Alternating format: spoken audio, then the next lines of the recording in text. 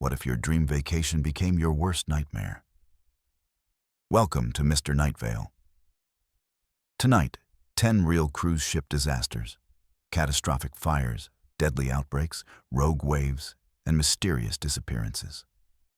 Names changed for privacy, but these stories are 100% real. Comment your location and time right now, then subscribe and hit the bell for more true horror stories. I never thought the place I felt most at home would become my tomb. My name is Zymir, and I was a maintenance engineer aboard the Caribbean Majesty for Paradise Cruise Lines. For 6 years, I descended into those engine rooms without a second thought. The rhythmic hum of machinery was my soundtrack. The smell of diesel and salt air was comfort. March 15th, 2019. Changed everything I thought I knew about the ship I called my second home. That morning started like any other. I clocked in at 600 hours for the early maintenance shift. We were 3 days into a 7-day Caribbean route, carrying 2,847 passengers and 1,200 crew members. The sea was calm. Passengers were enjoying breakfast on the upper decks, completely unaware of the mechanical heart that kept their floating paradise alive. Down in Engineering Deck E, 4 levels below the waterline, my team of 6 was running routine diagnostics on Engine Room 3. The first sign of trouble came at ORO 647. A pressure alarm on the starboard auxiliary generator started beeping. Not unusual. These systems threw false alarms twice a week. My colleague Trevor was already heading over to check it when the smell hit us. It wasn't the normal engine room smell. This was acrid, chemical, wrong. I looked at Trevor, and in his eyes, I saw my own realization reflected back. Something was burning. Before we could react, the main alarm system erupted. The piercing wail filled every corner of the engine room, bouncing off metal walls until it felt like the sound was coming from inside my skull. Red emergency lights began strobing. Then I saw it. Through the access window to the auxiliary compartment, orange flames were climbing the walls like living things, feeding on hydraulic lines and electrical cables. The fire was spreading faster than anything I'd seen in my entire career. "Everyone out! Now!" I screamed over the alarms. But my voice was drowned out by a new sound. A deep, grinding explosion from somewhere behind the flames. The lights flickered once, twice, then died completely. Emergency lighting kicked in, bathing everything in an eerie red glow that made the spreading smoke look like blood in the air. We ran toward the primary exit, but smoke was already pouring through the corridor.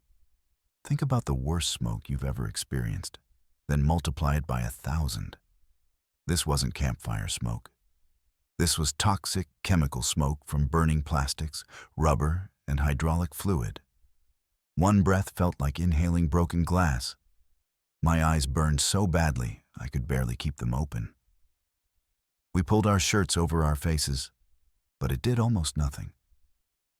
Have you ever been so disoriented that you couldn't tell up from down?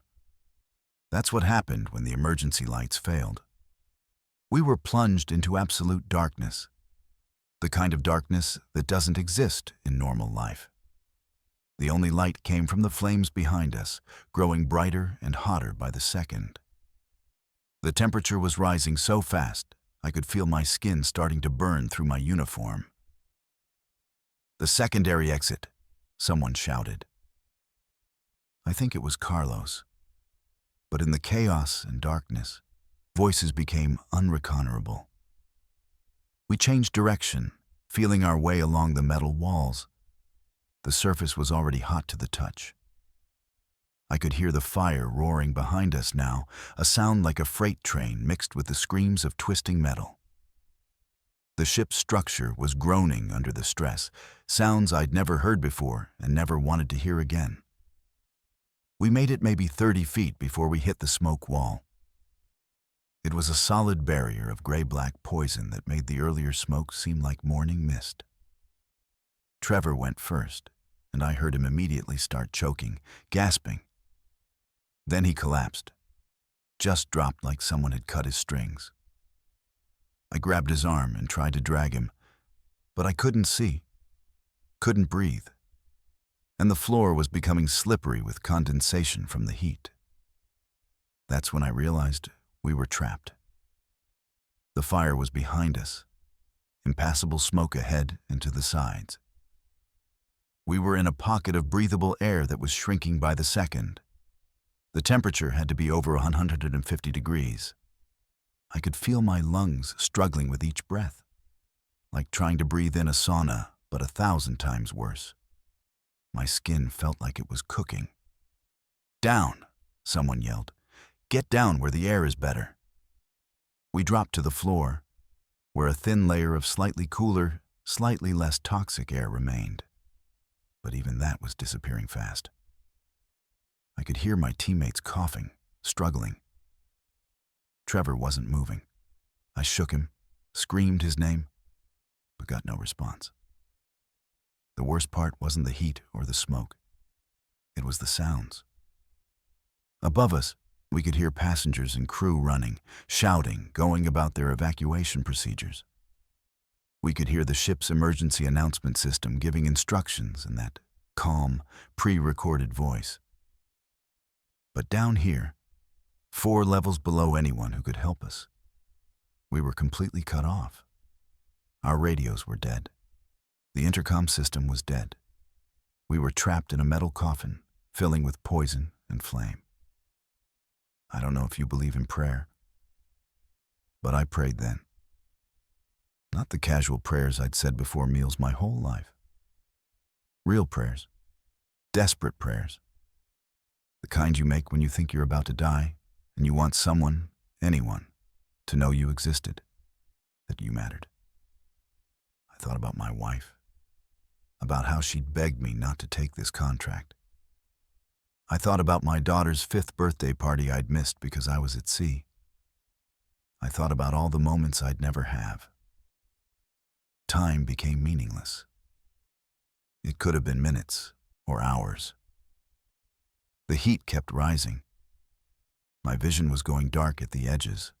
Whether from smoke inhalation or heat exhaustion, I couldn't tell. I was lying on the metal floor next to Trevor, and I couldn't tell if he was still breathing. I couldn't tell if I was still breathing. Everything was pain and heat and the sound of my own heartbeat slowing down. Then, through the roar of the fire, I heard something. Voices. Different voices. Rescue team voices. I tried to shout, but only managed a weak croak. The smoke shifted, and suddenly there were lights. Real lights. Flashlights cutting through the darkness like salvation itself. Hands grabbed me, lifted me. I tried to tell them about Trevor, about the others, but I couldn't form words. They carried me through corridors I didn't recognize, up stairs that seemed to go on forever. My last memory before losing consciousness was seeing sunlight. Actual sunlight. After the hell of that engine room, it looked like heaven. I woke up in the ship's medical bay. My lungs felt like I'd swallowed acid. My skin was covered in second-degree burns. They told me I'd been unconscious for 6 hours. They told me the rescue team had found us just in time, that another 5 minutes and we all would have died from smoke inhalation. They told me Trevor was in critical condition but stable. They told me we were lucky. Lucky. That word tasted like ash in my mouth. The fire had started from a faulty hydraulic line that burst and sprayed fluid onto an overheated generator bearing. A maintenance issue that had been flagged in reports for 3 months, but never addressed because the ship couldn't afford the downtime for repairs. A preventable disaster that nearly killed 6 people and could have killed thousands if it had spread to other engine rooms. We were evacuated to port in Puerto Rico. I spent 2 weeks in a hospital there, being treated for severe smoke inhalation and burns. The physical wounds healed, But something inside me broke that day in the engine room and never quite came back together. I never returned to maritime work. I can't. Even now, 6 years later, I can't be in enclosed spaces without panic setting in. The smell of any kind of smoke, even a backyard barbecue, sends me into a cold sweat. I wake up at night gasping for air, convinced I'm back in that darkness, trapped in that heat, dying slowly while the world above me goes on living. My wife says I should be grateful I survived. She's right, of course. But survival comes with its own cost. Trevor never fully recovered. He has permanent lung damage and will be on oxygen for the rest of his life. 2 other members of our team quit maritime work entirely. We're all broken in different ways, carrying scars that no one can see but that we feel every single day. People ask me if I miss the sea, miss the work. I tell them no, but that's not entirely true. I miss who I was before that day. I miss feeling safe in my own skin. I miss sleeping through the night without nightmares of burning alive. I miss not flinching every time I hear an alarm. The Caribbean Majesty was repaired and returned to service 3 months later. Different crew, same ship, same routes. Passengers board her every week, enjoying their vacations, never knowing that below their feet, in the bowels of that floating city, people nearly died because of negligence and cost-cutting. That's the truth about cruise ships that no one wants to talk about. Behind the buffets and the shows and the tropical drinks, there's a mechanical reality that can turn deadly in seconds. And the people who maintain that reality, who keep those massive engines running, who work in the heat and darkness so passengers can enjoy the sun and the sea, we're the ones who pay the price when something goes wrong. I'm 34 years old, and I feel ancient. The fire aged me in ways that have nothing to do with years. But I'm alive, and that has to count for something. Even if being alive means carrying the weight of that day forever, feeling the heat on my skin every time I close my eyes, tasting smoke in every breath. The engine room was supposed to be my domain, the place where I was the expert, where I was in control. Instead, it became the place where I learned how quickly control can be ripped away, how fast safety can turn to terror, and how the machines we trust with our lives can betray us in an instant. I'll never go back to sea. But the sea, in a way, never let me go. They say your honeymoon is supposed to be the most magical time of your life, the beginning of forever, wrapped in romance and adventure. My name is Landon, and I'm an elementary school teacher. When my husband and I booked our Mediterranean cruise honeymoon aboard the Ocean Dream in June 2021, I imagined sunset dinners, exploring ancient ruins, and dancing under the stars. What I got instead was a floating nightmare that still makes me sick to think about. And I don't mean metaphorically. We boarded the Ocean Dream on a gorgeous Saturday afternoon in Barcelona. The ship was massive, gleaming white against the impossibly blue Mediterranean sky. Starlight Cruises had marketed this as their premium romantic experience. 14 days sailing from Spain to Italy, Greece, and Turkey. Everything looked perfect. The champagne waiting in our cabin, the rose petals on the bed, the balcony view of the harbor. We toasted to our future, took 100 photos, and headed to the welcome dinner, feeling like the luckiest people alive. The first 2 days were everything we'd dreamed of. We explored the narrow streets of Barcelona, ate fresh pasta in a tiny restaurant in Marseille, and spent our evenings trying every restaurant on the ship. The buffets were incredible, endless arrays of food from around the world. We joked about the cruise weight we'd gain, about how we'd need to start dieting the moment we got home. Looking back, those jokes feel like cruel irony. Day 3 started normally. We woke up early to watch the sunrise over the Italian coast, had breakfast on our balcony, and planned our excursion to Florence. But as we walked through the ship's corridors, heading to the meeting point for our shore excursion, I noticed something odd. Several cabin doors had "Do Not Disturb" signs that looked hastily placed. I heard someone vomiting violently in one of the public bathrooms.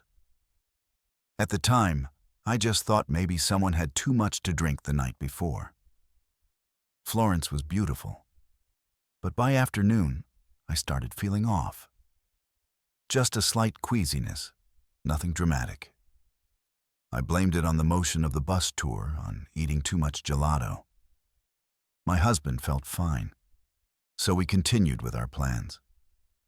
We returned to the ship around 6 in the evening, and that's when I noticed the changes. The usually bustling pool deck was nearly empty. The evening show had been canceled, according to a small sign in the theater lobby, and there were crew members in gloves and masks wiping down every surface in sight.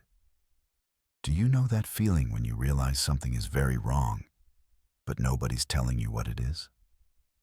That creeping dread that starts in your stomach and spreads through your entire body? That's what I felt walking back to our cabin. The hallways smelled of bleach so strong it burned my nose. We passed a family, all wearing masks, the parents looking exhausted and scared while their kids cried. We made it to our cabin, and I immediately knew I was in trouble. The queasiness had transformed into full-blown nausea. I barely made it to the bathroom before I started vomiting. And not just normal vomiting. This was violent, uncontrollable, coming from somewhere deep inside me that I didn't know existed. My husband held my hair, brought me water, asked what he could do. There was nothing anyone could do. Within 2 hours, he was sick too. We took turns in the bathroom, both of us too weak to do anything but lie on the floor between episodes. The worst part wasn't just the vomiting. It was everything. The fever that made me feel like I was burning from the inside. The chills that came right after, shaking me so hard my teeth rattled. The dehydration that made my head pound and my vision blur. And the other symptoms, the ones too disgusting to describe in detail, that left us both stripped of any dignity or romance. Around midnight, I tried calling the medical center. The phone rang and rang with no answer. I tried the front desk. Busy signal. I tried 3 more times over the next hour before someone finally picked up. The voice on the other end sounded exhausted, defeated. Medical is overwhelmed.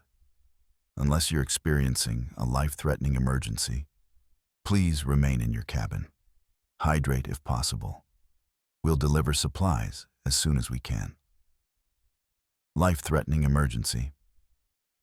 I was so dehydrated I couldn't stand without passing out.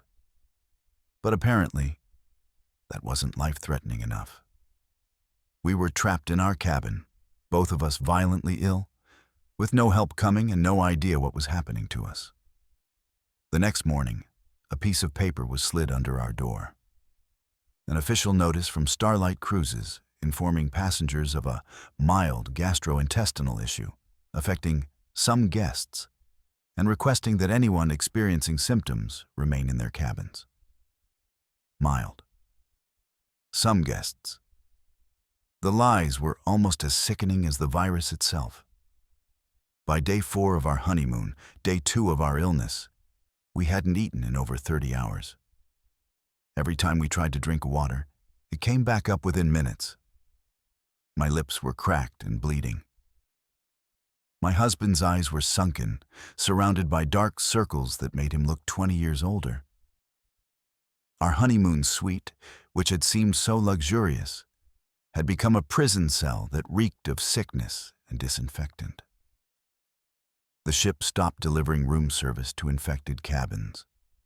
They left bottles of water and crackers outside doors twice a day, like we were plague victims in medieval times. Which, in a way, We were. Through our balcony, I could hear other passengers vomiting, crying, begging for help.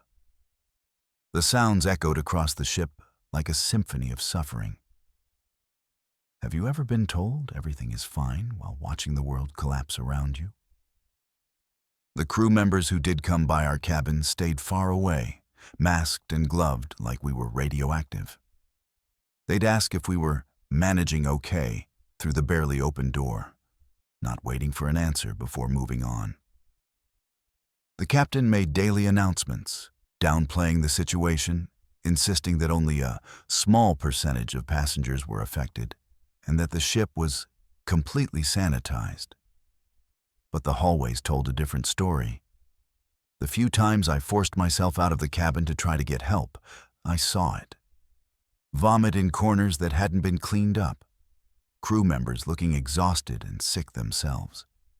Door after door with "Do Not Disturb" signs. The ship's usual cheerful music replaced by constant announcements about hygiene protocols and hand washing. The Ocean Dream had transformed from a luxury cruise liner into a floating quarantine zone. On day 5, my husband collapsed. One moment he was trying to get to the bathroom. The next, he was on the floor, unconscious. I screamed for help, pounded on the cabin walls, ran into the hallway in my pajamas, yelling for anyone to help us. Finally, 2 medical staff came, but they looked at him with the same defeated expression I'd seen on every crew member's face. They took his vitals, gave him an IV bag, and said they'd monitor the situation. No hospital, no real treatment, just monitoring while he was literally dying of dehydration. That's when I learned the truth. Not from the crew, but from another passenger I met in the hallway while trying to find real medical help. She was a nurse from Seattle, and she'd been counting. Over 600 passengers were infected. 600 out of about 3,000 on board. This wasn't a mild gastrointestinal issue. This was a massive norovirus outbreak, and the cruise line had known about it since before we even boarded. There had been cases on the previous voyage, but instead of properly sanitizing the ship, they'd done a quick cleaning and loaded us on anyway. The betrayal hit harder than the illness. We'd paid $15,000 for this honeymoon. We'd trusted Starlight Cruises with our celebration, our memories, our health. And they'd knowingly sent us onto an infected ship because taking it out of service would have cost them money. We were just dollar signs to them, not people, not newlyweds starting our life together. By day 6, the situation on the ship had reached critical mass. The medical center had run out of IV fluids. The isolation ward was so overcrowded that sick passengers were being kept in their cabins with no medical supervision. Rumors spread that elderly passengers had died, though the cruise line denied everything. The ports we were supposed to visit refused to let us dock. We were floating in the Mediterranean with nowhere to go, a ship full of sick and desperate people that no country wanted. I'll never forget the image of those hallways during the worst of it. Trash bags full of soiled linens piled outside cabin doors because housekeeping couldn't keep up.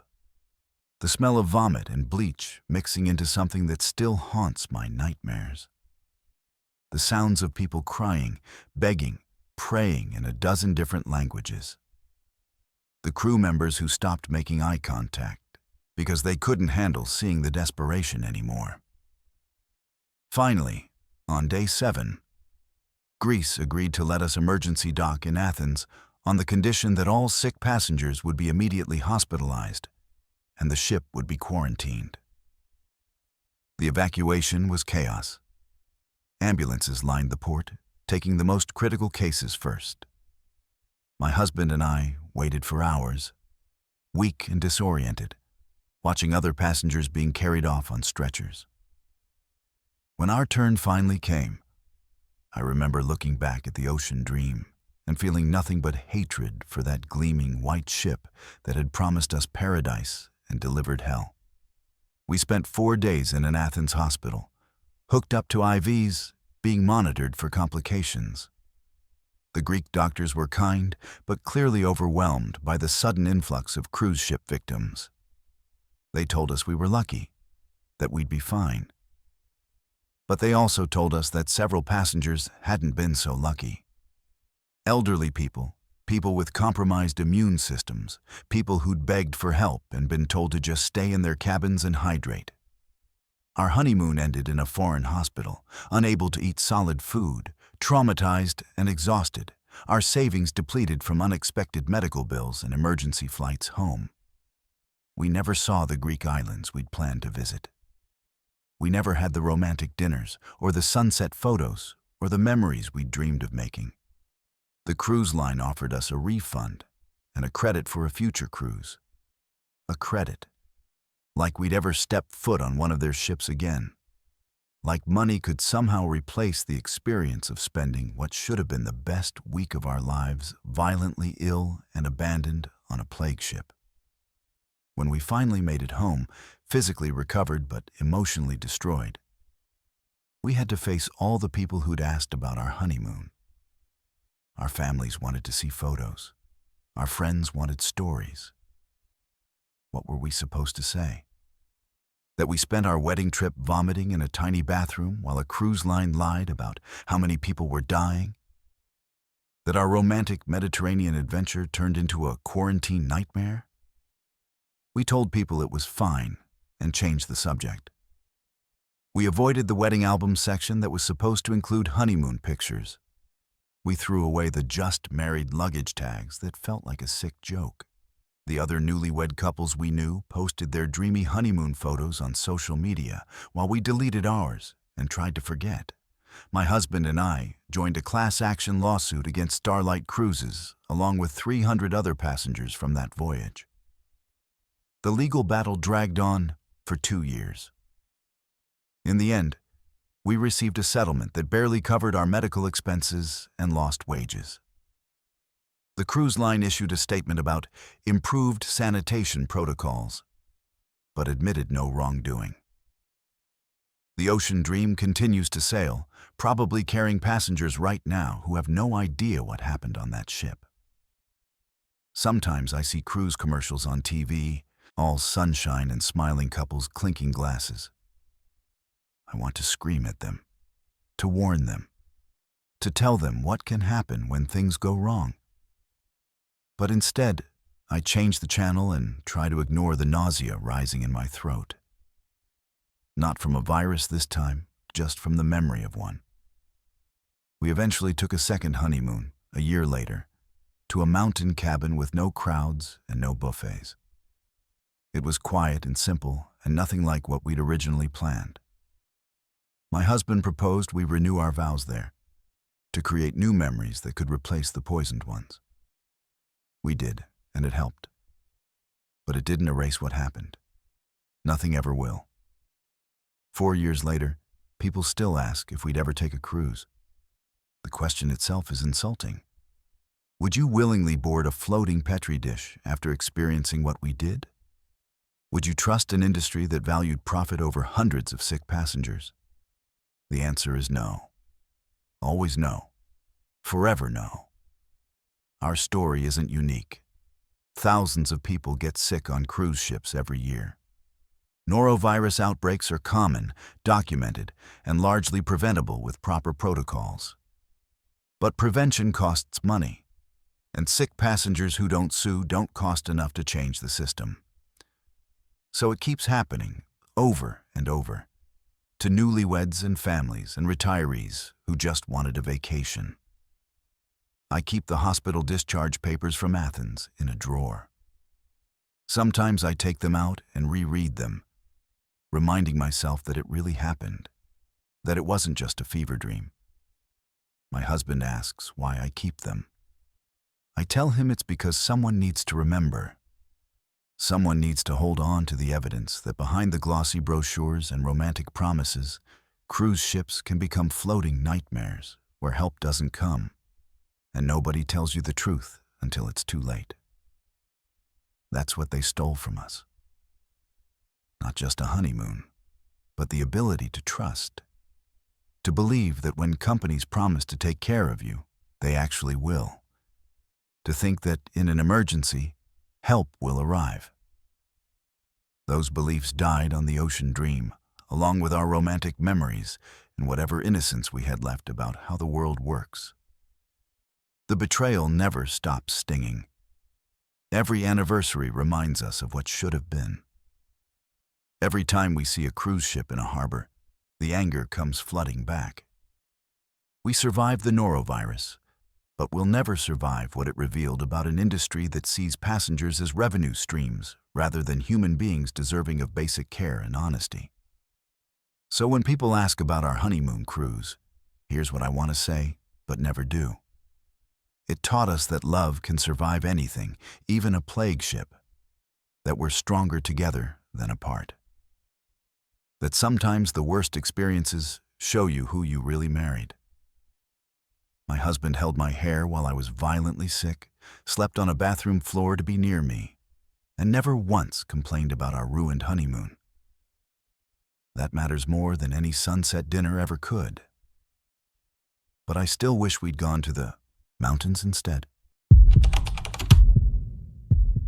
My name is Robert, and for 40 years I worked in banking, calculating risks and preparing for every possible outcome. I spent my entire career believing that careful planning could protect you from disaster. On September 22, 2018, during what was supposed to be a peaceful anniversary cruise with my wife through the Alaskan waters, I learned how wrong I was. Some disasters don't announce themselves.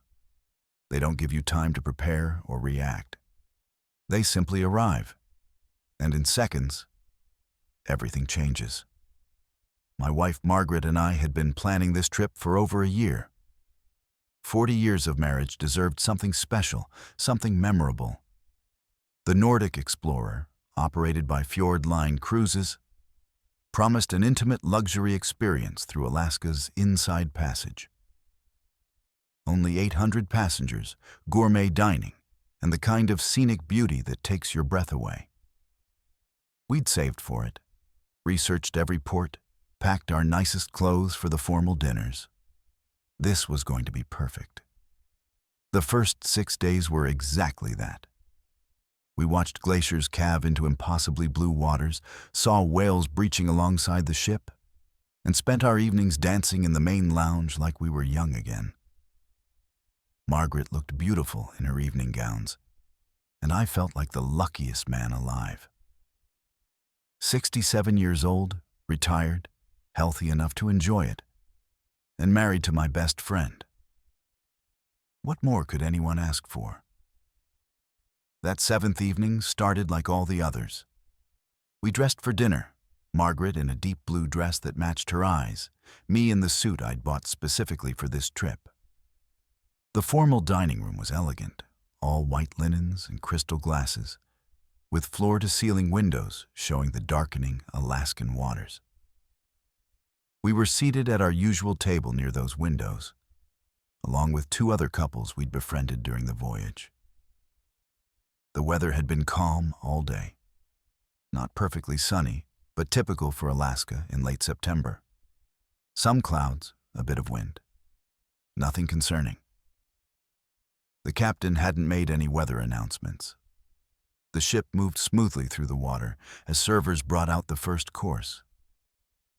Margaret ordered the salmon, of course. She'd been eating salmon at every opportunity since we arrived in Alaska. I teased her about turning into a fish. We were laughing about something. I can't even remember what now. When the ship's motion changed. Just slightly at first. A different rhythm to the waves. I noticed it because of all those years of taking business cruises, learning to read the subtle movements of ships. I glanced out the window, but it was nearly dark outside. Just black water and our own reflections in the glass.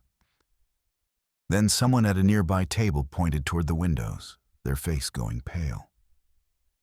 I turned to look, and my banker's brain, trained to assess and calculate, simply couldn't process what I was seeing. A wall of water. Not a wave in any normal sense. A vertical wall of dark water, rising higher than it should be possible, blocking out what little light remained in the sky. It was perhaps 200 yards away and moving toward us with terrifying speed. I opened my mouth to say something, maybe to warn Margaret, but there was no time. The impact hit before sound, before thought, before anything. The entire ship lurched violently to starboard, tilting at an angle that defied physics.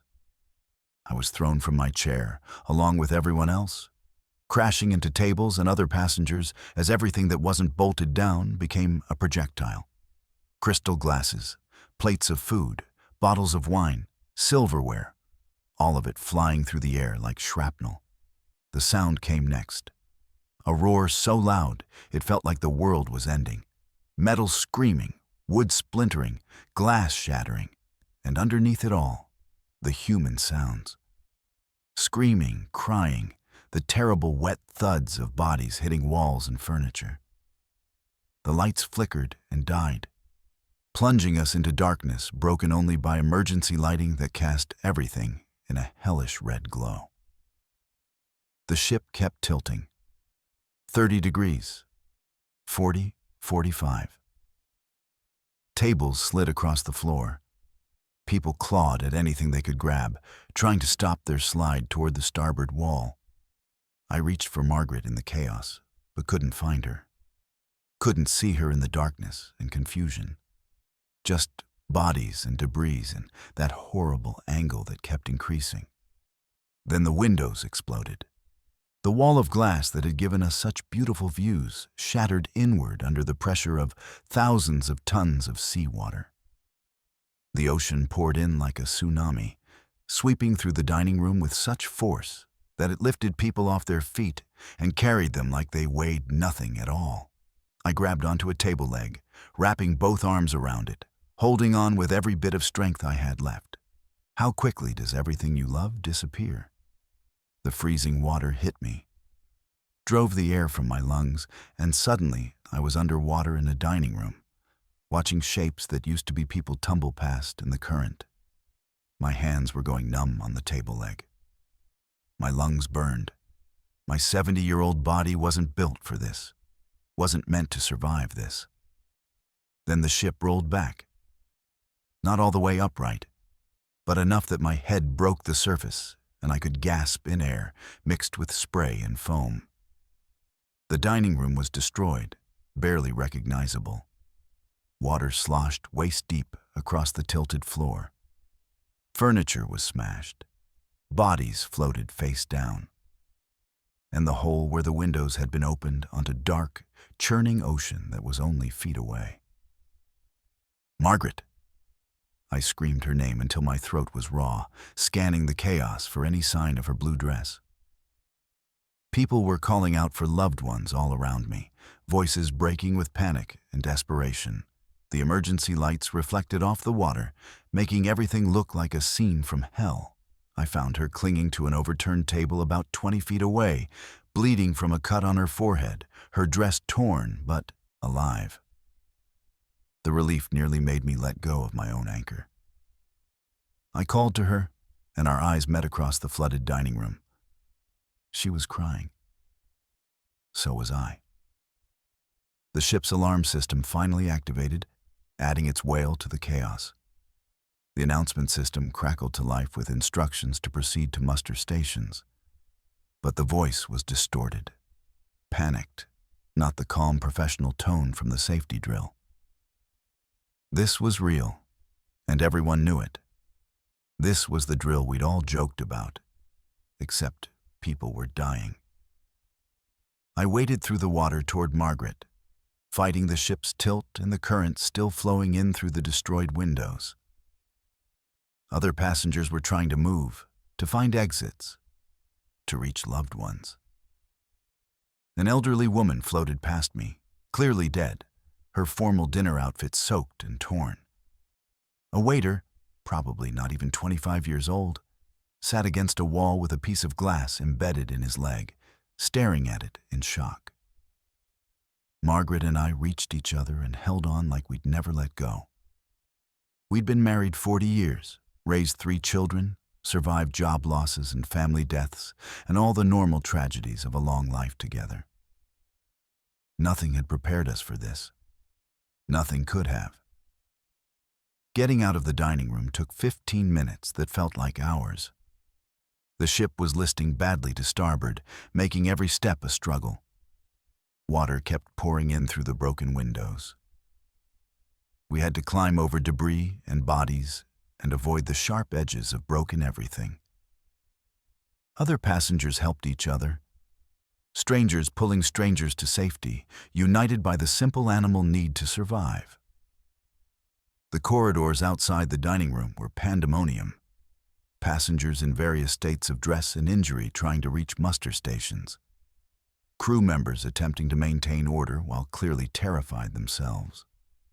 Water running down the tilted hallways. The ship's groaning protests as its structure fought against damage and the continued beating of the waves. We made it to our muster station on Deck 7. Our life jackets were in our cabin, which was on the opposite side of the ship, now underwater according to crew members. They distributed spare jackets, the orange vests that suddenly felt like the most important objects in the world.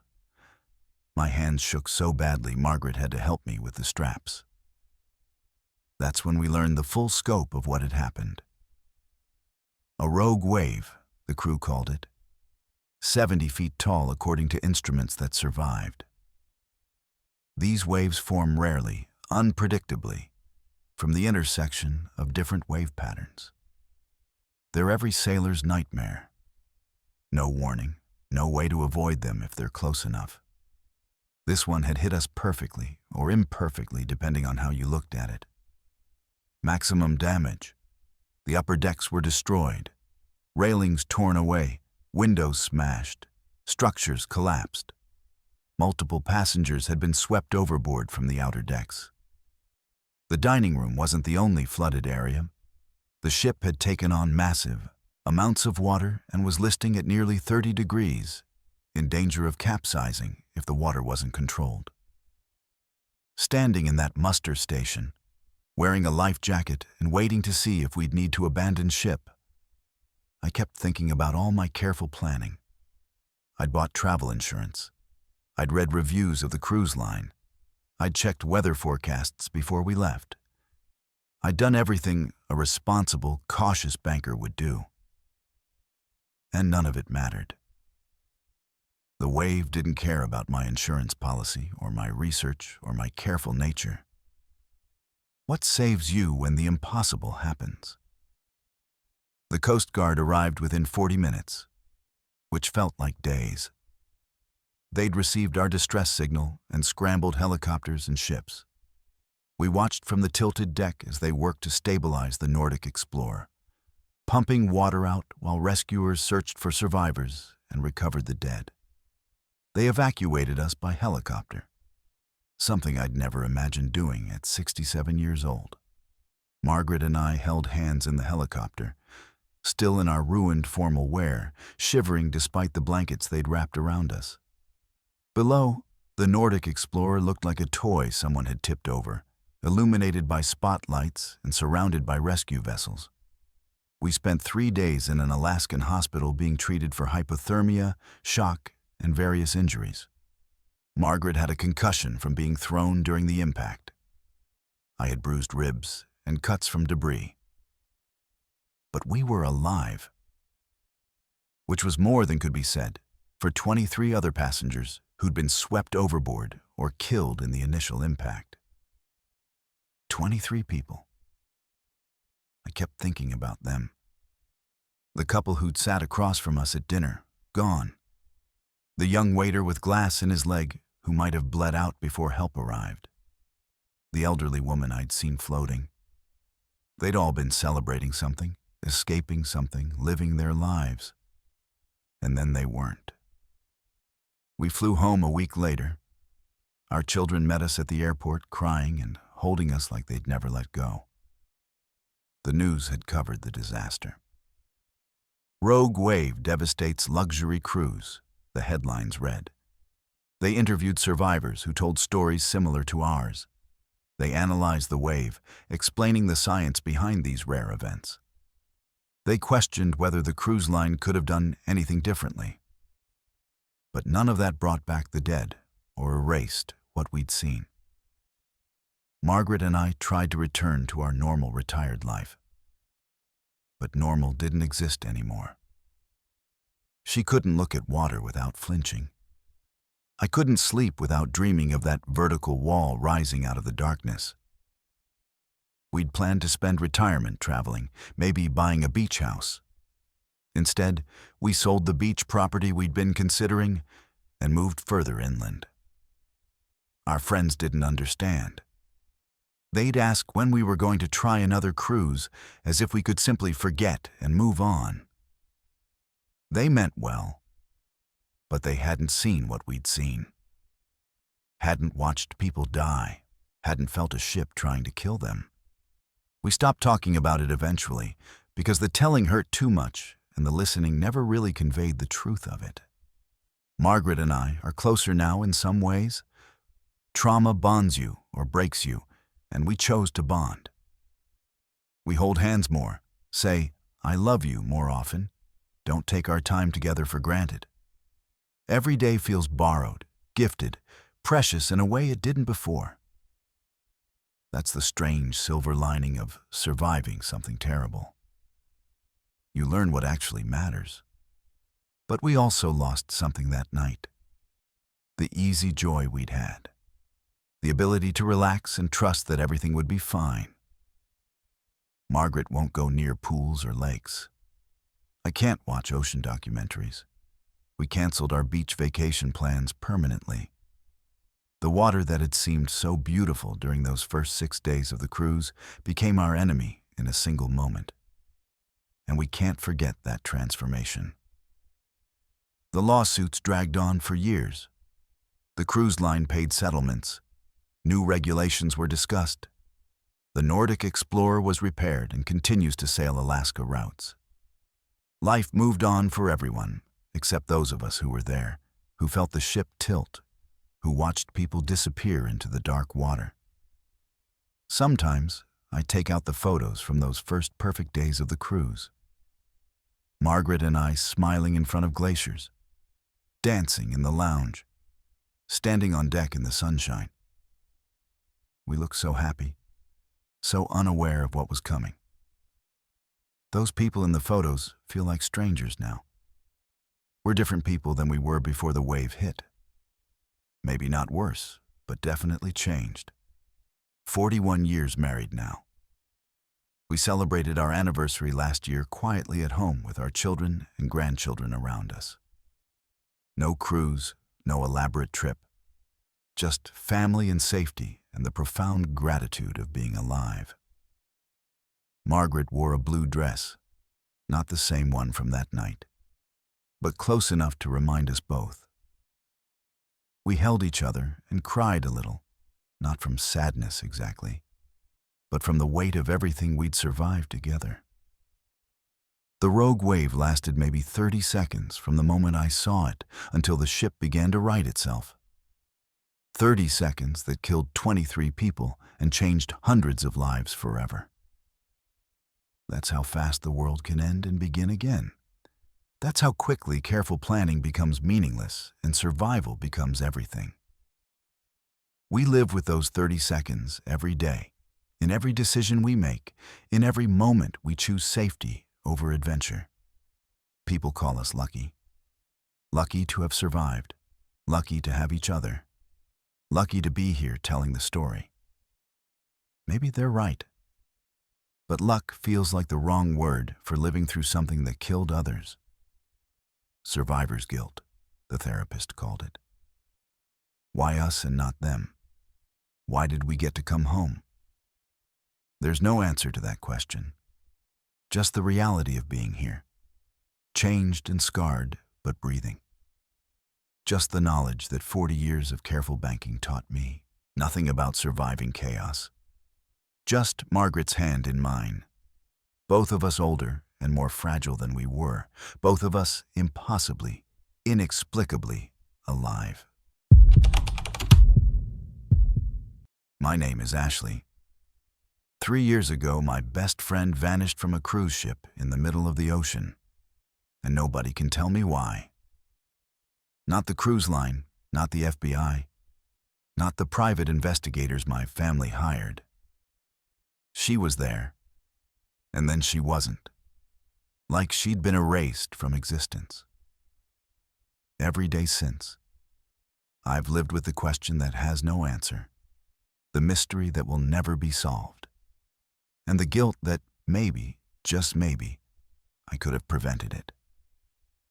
We'd been planning the trip since freshman year of college. 4 years of exams and papers and stress, and at the end of it, we'd reward ourselves with a Caribbean cruise. Just the two of us, best friends since middle school, celebrating graduation before real life started. We'd saved money from part-time jobs, picked out the perfect cruise, and counted down the days like kids waiting for Christmas. The Sunset Paradise, operated by Island Voyages, promised 7 days of tropical paradise. It promised memories we'd never forget. That part, at least, turned out to be true. We boarded in Miami on June 6, 2020. The ship was smaller than I'd imagined from the photos, maybe 1,500 passengers total. It felt intimate, manageable, safe. We found our cabin on deck 8, dropped our bags, and immediately started exploring. Everything was so new and exciting. The pool deck, the buffet, the casino, the nightclub that would be our second home for the next week. We took selfies everywhere, posting them with captions about freedom and adventure and living our best lives. That first night, we hit the nightclub around 10. The music was loud, the drinks were strong, and we danced until our feet hurt. We met other recent graduates, exchanged stories about terrible professors and future plans. She met a guy, started dancing with him. I teased her about it, took photos of them together. Everything felt perfect, carefree, exactly what we dreamed about. Around 1 in the morning, she told me she was tired and heading back to the cabin. The guy had already left with his friends. She was going alone, just a 5-minute walk from the nightclub to our room. I wanted to stay longer, dance more, squeeze every drop of fun from our first night. She laughed at my energy, hugged me, and said she'd see me later. "Don't wake me when you come in," she said. "I'm sleeping till noon." Those were the last words she ever said to me. I stayed at the club until almost 3. Danced with strangers, drank too many cocktails with umbrellas, felt gloriously free and adult. When I finally stumbled back to the cabin, I was trying to be quiet, not wanting to wake her. I fumbled with the key card, slipped inside, and didn't turn on the main lights. Just used my phone screen to navigate to my bed. I didn't check her bed. I assumed she was asleep, didn't want to disturb her. I crashed hard, the kind of deep sleep that comes from exhaustion and alcohol. When I woke up around 11 the next morning, my head pounding, I looked over at her bed, expecting to see her sprawled out like always. The bed was empty. Made, actually, which was weird because housekeeping hadn't come yet. "Hey, you awake?" I called out, thinking maybe she was in the bathroom. No answer. I checked the bathroom. Empty. I checked the balcony. Empty. Her phone was on the nightstand, which was strange because she never went anywhere without it. Her purse was there too. Her key card. Everything except her. I wasn't worried yet. Maybe she'd gone to breakfast without me, borrowing my key card. Maybe she'd met someone. I texted her phone even though it was right there, more out of habit than logic. Got dressed, went to the buffet to look for her, walked the entire ship, checking every restaurant, every pool, every lounge. asked people if they'd seen a girl matching her description. Nobody had. By 1 in the afternoon, I was starting to panic. This wasn't like her. She wouldn't just disappear without telling me.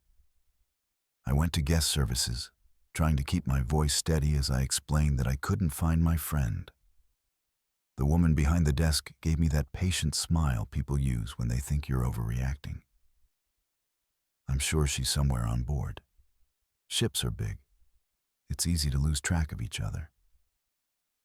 But I knew something was wrong. Call it instinct. Call it the knowledge that comes from 10 years of friendship. But I knew. I insisted they check. They made an announcement asking her to come to guest services. An hour passed. Nothing. They started to take me seriously. The search began around 3 in the afternoon. Crew members fanning out across the ship, checking every public area, every restricted zone. They called her name over the intercom. They showed her photo to staff and passengers. Nothing. It was like she'd never existed. That's when they searched our cabin more thoroughly, and that's when I saw what I'd missed in my hungover haze that morning. The signs of something wrong. Her bed wasn't just made, it was perfectly made. Hospital corners and all, which neither of us knew how to do. There were scuff marks on the floor near the balcony door. The door itself was unlocked, which was against our habit. We always locked it. Security came. Real security, not just the friendly crew members. They asked me questions while looking at me like I might be lying. When did I last see her? Was she upset about anything? Had we been fighting? Did she have any reason to hurt herself? The questions felt like accusations. They photographed the cabin, bagged her belongings as evidence, moved me to a different room. The ship's security officer, a man with dead eyes and a mechanical voice, told me they'd checked the security cameras. She'd been seen entering our cabin at 1:14 a.m. She was never seen leaving. "Are you sure?" I asked. "Check again. There must be footage of her somewhere." He gave me a look I couldn't read. "We've checked all available footage," he said, emphasizing available in a way that made my skin crawl. What does it mean when someone enters a room and never leaves? The balcony. That was the only explanation. The unlocked door, the scuff marks. Either she'd gone over, or someone had put her over. The security officer used careful language. "It's possible she went overboard. We're conducting a search of the water, but..." He didn't finish. Didn't need to. We'd been sailing for hours. She'd been gone for over 12 hours. The ocean was vast and dark, and if she'd fallen, she was already dead. I refused to believe it. She wouldn't have gone out on the balcony alone in the middle of the night. She was afraid of heights, wouldn't even go near the railing in daylight without holding onto something. Someone did this to her. Someone was on that ship who knew what happened, and everyone was acting like it was just an unfortunate accident. The FBI boarded the ship when we docked in Puerto Rico 2 days later. Real investigators with badges and authority. They interviewed me for hours, went through her phone, her social media, her entire life looking for something that would explain her disappearance. They found nothing. No enemies, no secret depression, no reason for her to harm herself. They investigated the guys she'd danced with, cleared him, investigated other passengers near our cabin, cleared them too. They showed me the security footage. Grainy, dark, but clearly her walking down the corridor at 1:14 a.m., entering our cabin. Then nothing. The camera covering our hallway had mysteriously stopped recording at 1:30 a.m. and didn't start again until 3:45 a.m. Technical glitch, they said. Happens sometimes. But it happened on the exact night my best friend disappeared. From the exact camera that would have shown anyone entering or leaving our cabin? I stood on that ship for 5 more days after they called off the water search. 5 days of walking corridors, looking at passengers, wondering if one of them knew something. The cruise line moved me to a different cabin with a window, but no balcony, like I was the one who couldn't be trusted. Other passengers avoided me, whispered about me. I was the girl whose friend had disappeared, a reminder that bad things could happen even in paradise. Every face became suspicious. The crew member who couldn't meet my eyes. The passenger who seemed too interested in the investigation. The captain who gave carefully worded statements that said nothing. The security officer with his missing footage and convenient glitches. Someone knew something. Someone had to. People don't just vanish. When I finally got home, her family was waiting for answers I couldn't give. Her mother looked at me like I'd personally failed to protect her daughter. Maybe I had. I'd stayed at that club, kept dancing, let her walk back alone. If I'd gone with her, would it have been different? Would she still be here? Or would we both be gone? The official investigation concluded 3 months later. Presumed lost at sea. No evidence of foul play. No witnesses. No body. Case closed. Her family held a memorial service for a girl who might be alive somewhere, though we all knew she wasn't. You can't survive 12 hours in the ocean at night. You just can't. But not knowing for sure is its own special torture. I started researching cruise ship disappearances, falling down a rabbit hole of conspiracy theories and unsolved cases. There are dozens, hundreds even. People who vanish from ships without explanation. Bodies never found. Investigations that go nowhere. Security footage that mysteriously malfunctions. Families left with nothing but questions and grief. I found online communities of people like me, left behind by someone who disappeared at sea. We share our stories, our theories, our suspicions. Some think their loved ones were trafficked, taken off ships at ports and sold. Some think murders are being covered up to protect cruise line reputations. Some think their people are still alive somewhere. I don't know what I think anymore. I filed a civil suit against Island Voyages, not for money, but for answers. They settled quickly, quietly, with a non-disclosure agreement that I refused to sign. I wanted the truth more than I wanted their money. The case went forward. We lost. No evidence of negligence, the judge ruled. The missing security footage was explained as a common technical issue. The unlocked balcony door could have been her own doing. Everything had a reasonable explanation, except the one that mattered. Where is she? My graduation photos are still on my phone, mixed in with the photos from that first night on the ship. I can't look at them and I can't delete them. There we are, smiling and hopeful, with no idea what's coming. There she is, dancing with that guy. There's the last photo I have of her, taken at 12:47 a.m. according to the timestamp, her face flushed from dancing, giving the camera a thumbs up. She was alive and happy, and 38 minutes later, she was gone. I don't sleep well. When I do, I dream about balconies and dark water and hands reaching up from waves. I dream that she's calling me, and I can't find her. I dream that I went back to the cabin with her, that I was there when whatever happened, happened. Sometimes in these dreams I save her. Sometimes I don't. I always wake up crying.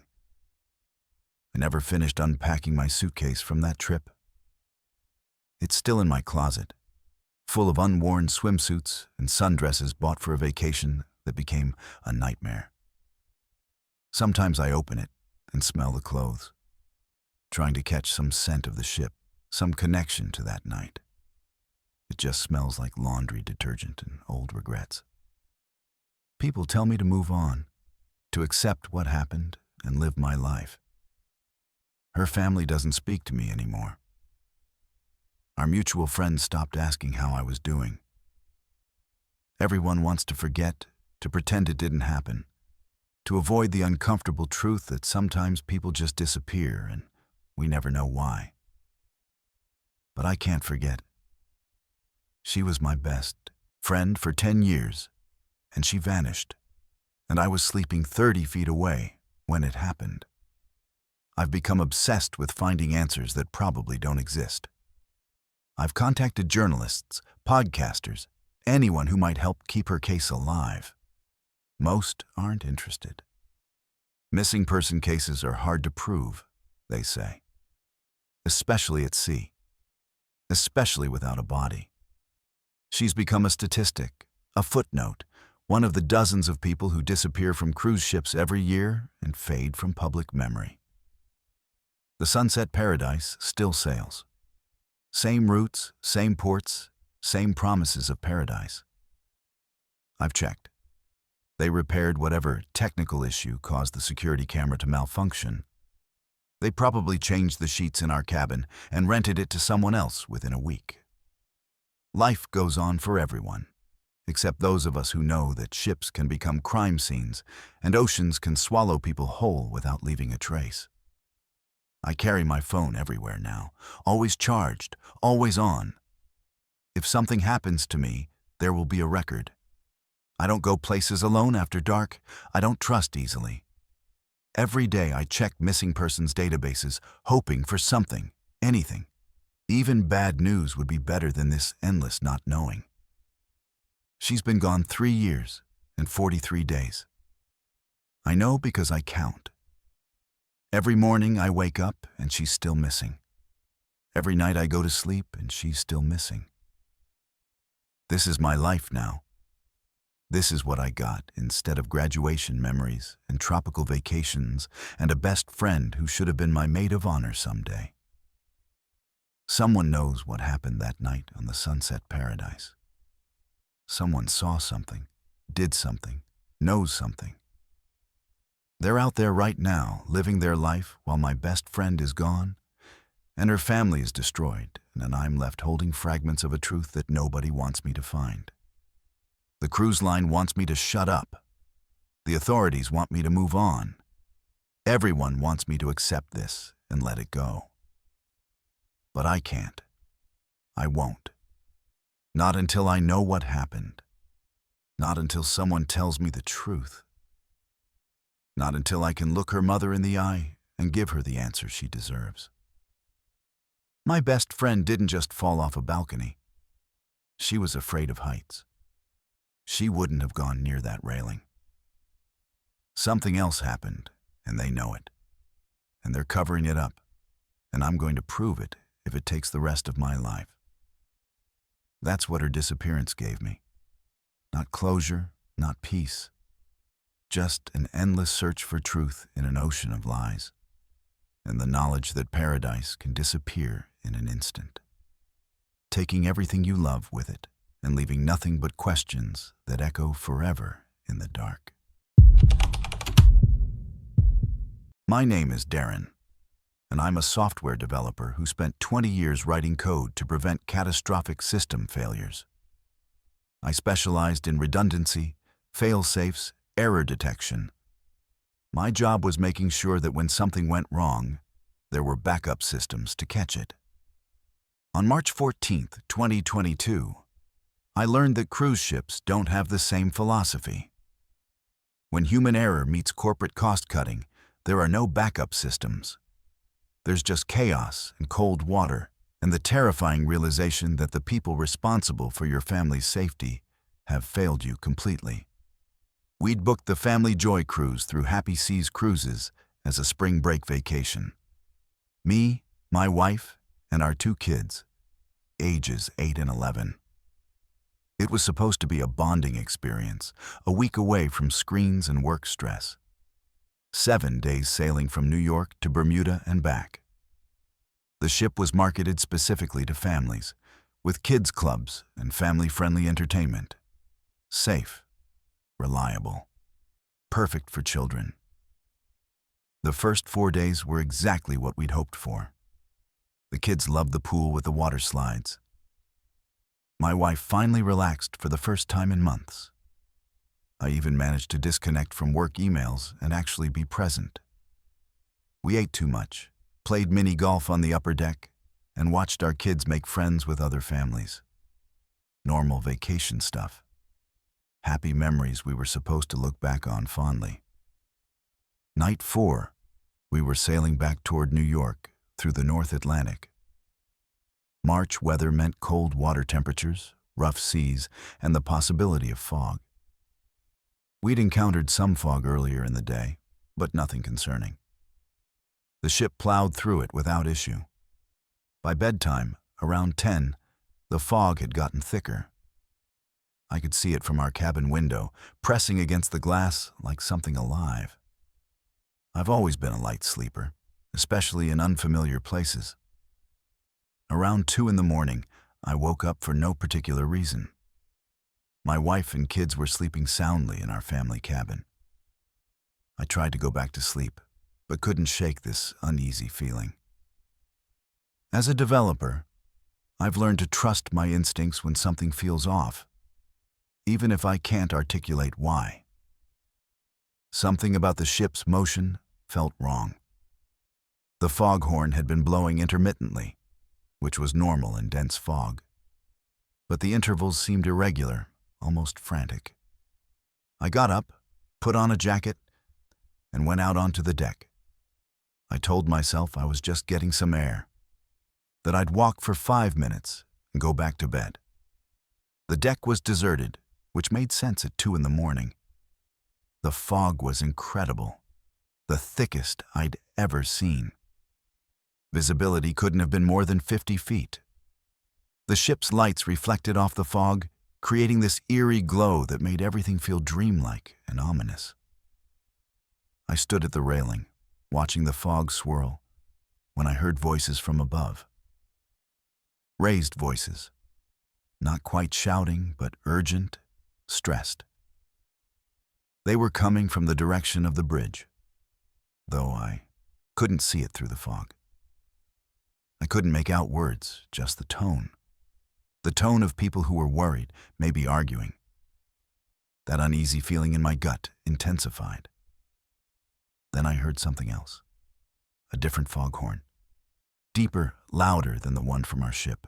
Close, too close. I strained to see through the fog, and for just a second, it cleared slightly, and I saw lights. Red and green navigation lights. Massive, right in front of us. A cargo ship, easily 3 times our size, so close I could see the rust on its hull. Time slowed down in that impossible way it does before disaster.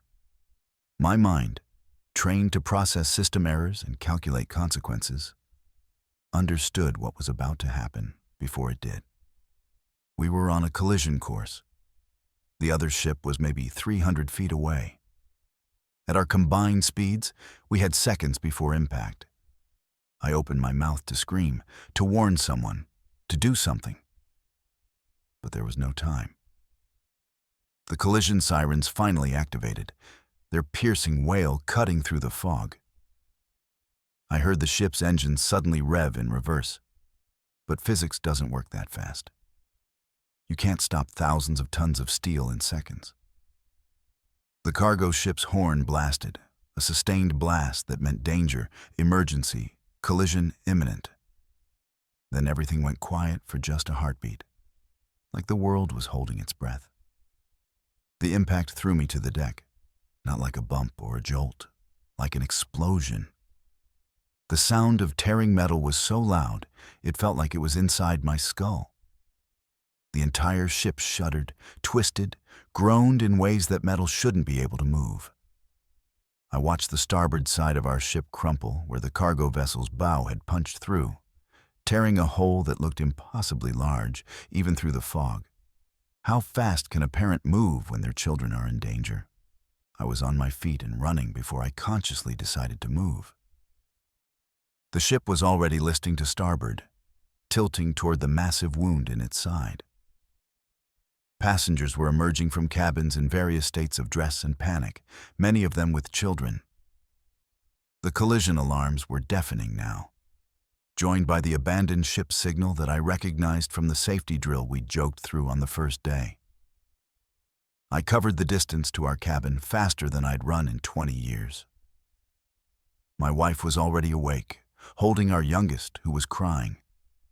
My older son stood frozen in the middle of the cabin, eyes wide with terror. "We have to go," I said, fighting to keep my voice calm. "Right now. Life jackets. Everyone move." My wife started to ask what happened, but I cut her off. "The ship hit something. We're evacuating. Life jackets. Now." The urgency in my voice got through. We grabbed the life jackets from the closet, helped the kids into them with shaking hands. My youngest kept asking if we were going to die. I told her no, that everything would be fine, that Daddy would keep her safe. I had no idea if any of that was true. The corridor outside our cabin was chaos. Families rushing toward muster stations, crew members trying to maintain order while clearly terrified themselves. The ship's list was getting worse, making it hard to walk straight. We had to climb uphill toward the port side where the lifeboats were located. My youngest couldn't manage it alone, so I picked her up, carrying her weight plus the life jacket while trying to keep my footing on the tilting deck. The muster station was pandemonium. Hundreds of passengers, many of them children, all trying to board lifeboats that suddenly seemed far too small and far too few. The crew was loading boats as fast as they could, but the ship was tilting more severely with each passing minute. Through the fog, I could see the cargo ship, lights blazing, apparently undamaged from the collision.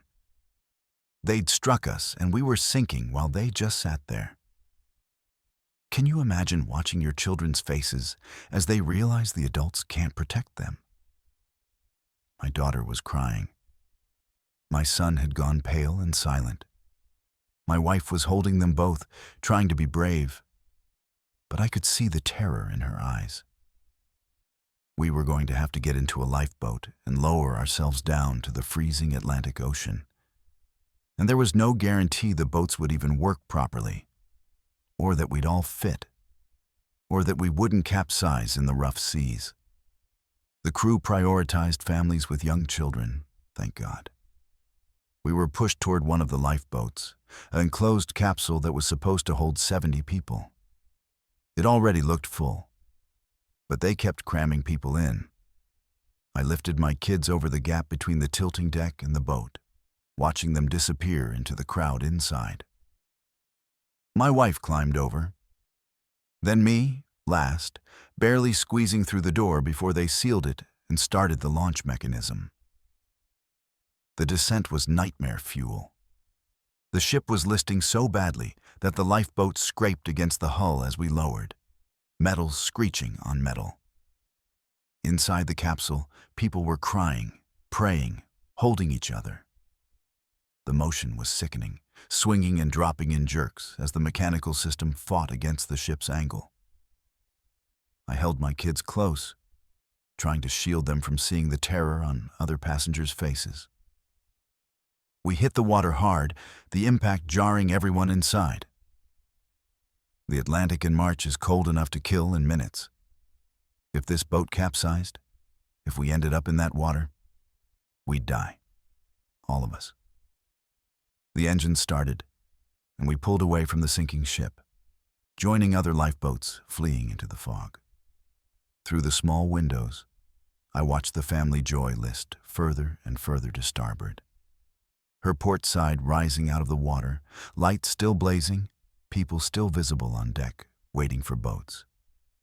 We spent 4 hours in that lifeboat, packed in with 70 terrified people, many of them children, all of us wondering if we'd be rescued before hypothermia set in. The rescue came from multiple vessels that had responded to the distress call. Coast Guard, cutters, cargo ships, even a Navy destroyer that happened to be in the area. They plucked us from the lifeboats and transferred us to larger vessels with heat and medical care. My family was taken aboard a Coast Guard cutter. We sat in the mess hall wrapped in blankets, drinking hot chocolate that none of us could taste, watching crew members treat people for hypothermia and injuries. My daughter had stopped crying, but wouldn't let go of me. My son sat in shock, staring at nothing. My wife held my hand so tight it hurt. We were alive, but something had broken in all of us. The family joy sank 6 hours after the collision. The cargo ship, a Liberian-flagged vessel carrying automotive parts, had punched a hole 30 feet wide in the starboard hull below the waterline. Despite efforts to seal compartments and pump water, the damage was too severe. She went down in relatively shallow water, about 200 feet, her lights visible until the moment she slipped beneath the surface. Everyone was evacuated. No fatalities. But that didn't make it okay. The investigation revealed what I'd suspected the moment I heard those worried voices from the bridge. Human error. The bridge crew had been using outdated charts and had incorrectly calculated the cargo ship's position in the dense fog. They'd ignored warnings from the radar system that showed the other vessel's approach. They'd failed to reduce speed despite visibility being nearly zero. A series of mistakes, each one compoundable, each one preventable, that added up to catastrophe. Worse, the investigation uncovered that Happy Seas cruises had been cited multiple times for inadequate bridge training and outdated navigation equipment. They'd been warned to upgrade systems and improve crew certification. They delayed, deferred, decided it wasn't worth the cost. Our ship had collision avoidance technology that wasn't properly maintained, backup systems that weren't functional, safety protocols that existed on paper but not in practice. As someone who built fail-safe systems for a living, this enraged me more than the collision itself. This wasn't an accident. It was negligence. Willful, calculated negligence that put profit over safety and cost my family our peace of mind. I joined the class action lawsuit immediately. Testified about what I'd witnessed, about the voices I'd heard from the bridge before the collision, about the complete failure of systems that should have prevented this. The lawsuit took 3 years to settle. Happy Seas Cruises paid out millions, but admitted no wrongdoing. They claimed the fog was an act of God, that the cargo ship shared blame, that their crew had followed all proper procedures. Lies, all lies. But corporations can afford better lawyers than individual passengers, and eventually most people took the settlement just to move on. My kids are different now. My youngest, who used to love bath time and swimming pools, won't go near water deeper than her ankles. She has nightmares about drowning, about being trapped in small spaces, about fog. My older son, who'd been excited about sailing camp before the cruise, refused to even discuss it afterward. He gets anxious on bridges, in tall buildings, anywhere he feels trapped without control. My wife and I tried therapy, both as a family and individually. The therapist called it trauma, gave us coping strategies, said time would help. Maybe it has, a little. But you can't unsee your children's faces when they think they're going to die. You can't unfeel the weight of being powerless to protect them. Those things don't fade with time. They just become part of who you are. We never went on another cruise. Never will. The kids won't even get on a ferry. Last summer, friends invited us to join them on a boat trip. Our youngest had a panic attack just from the invitation. We declined, made up an excuse, didn't explain that boats are triggers now. Most people don't understand unless they've been through it. I left my job in software development 2 years after the collision. Couldn't do it anymore. Couldn't write fail-safe systems knowing that in the real world, companies just ignore the warnings and let disasters happen. What's the point of building safety into systems if nobody maintains them? If corporate profits always win over human safety? I retrained as a teacher. Work with middle schoolers now. At least when I identify problems in education, nobody dies when they're ignored. The cargo ship that hit us never faced significant consequences. Different flag, different regulations, different accountability standards. They paid a fine, filed an insurance claim, and continued operating. The captain wasn't charged. The company wasn't sanctioned. Justice, apparently, has different rules depending on which flag your ship flies under. Sometimes I look up the passenger list from that voyage.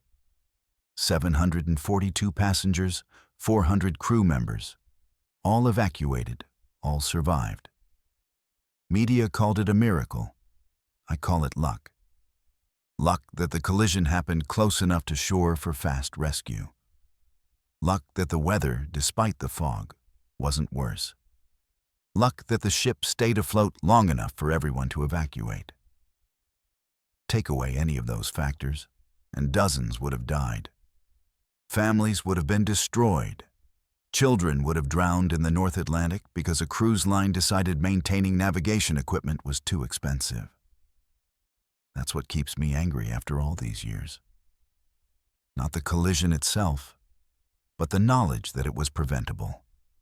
That my family's trauma, my children's fear of water, the nightmares and anxiety and broken sense of safety, all of it resulted from decisions made in corporate boardrooms where profit margins mattered more than passenger safety. Happy Seas Cruises still operates today. Different ships, same business model. They've updated their navigation systems on newer vessels, but only because the lawsuit and bad publicity forced them to. Not because they cared about safety. Because it became more expensive not to care. That's how corporate responsibility works. It's a cost-benefit analysis, and until the costs of negligence exceed the costs of prevention, nothing changes. My family survived the sinking of the family joy. But we didn't escape it. We carry it with us every day in the anxieties and fears that never quite go away. And somewhere, right now, another family is boarding another cruise ship operated by another company that's cut corners on safety. And they have no idea what could go wrong because they trust that someone is looking out for them. That's the cruelest part. They trusted, like we trusted. And that trust was misplaced, just like ours was. The fog always clears eventually, but only after you've already hit what you couldn't see coming. Food was supposed to be my passion, not my nightmare. For 8 years, I built a career documenting culinary experiences, sharing recipes, celebrating chefs who poured their hearts into every dish. 500,000 people followed my blog because they trusted my taste, my judgment, my honesty about what deserved their time and money. That trust shattered over a single plate of contaminated tuna aboard the Gourmet Seas in May 2023. And what I discovered afterward changed everything I thought I knew about the industry I loved. The invitation arrived in April. Luxury Maritime Group was launching their new flagship culinary program, and they wanted influencers to experience it firsthand. 4 days in the Caribbean, exclusive tastings, behind-the-scenes access to award-winning kitchens. 20 food media professionals, all expenses covered. Most bloggers would kill for this opportunity. I accepted within hours of receiving it. Boarding in Miami felt like walking into a dream. The Gourmet Seas was smaller than typical cruise ships, intimate and elegant, designed around the dining experience. 600 passengers maximum, all paying premium prices for what was marketed as a floating restaurant more than a traditional cruise. Glass-walled kitchens let you watch chefs work. Menus changed daily based on fresh ingredients. The executive chef had a James Beard Award. Everything looked legitimate, professional, exactly the caliber of operation that deserved celebration. Those first 48 hours exceeded every expectation. Butter-poached lobster that dissolved on contact. Hand-rolled pasta made fresh each morning.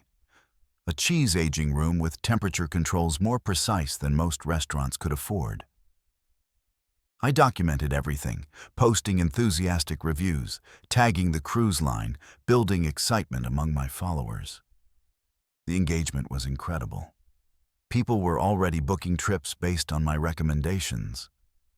Night 3 featured the highlight of the press trip, an exclusive chef's table dinner for 40 VIP guests. 7 experimental courses, rare wine pairings, personal presentations from the executive chef himself. The private dining room looked like something from a magazine spread. Candles, orchids, crystal stemware catching the light. Everyone had cameras ready, competing for the best shots, the most poetic descriptions. Course 3 arrived around 8:30. Yellowfin tuna crudo, barely seared, dressed in citrus and fresh herbs. The presentation was flawless, the taste even better. Clean ocean flavor, buttery texture, perfectly balanced acidity. I photographed it from multiple angles, scribbled notes about the execution, posted an image to Instagram with effusive praise. 41 people ate that dish. Within 12 hours, we'd all be wishing we hadn't. Midnight brought the first wave of nausea. Sudden, overwhelming, undeniable. I made it to the bathroom seconds before violent vomiting started. Not the kind where you feel sick and recover. The kind that empties you completely and keeps going. Your body trying to expel something that's already deep in your system. Between episodes, I had maybe 30 seconds of relief before the next wave hit. My stomach felt like it was tearing itself apart. Around 3 in the morning, during a brief moment of clarity, I checked my phone.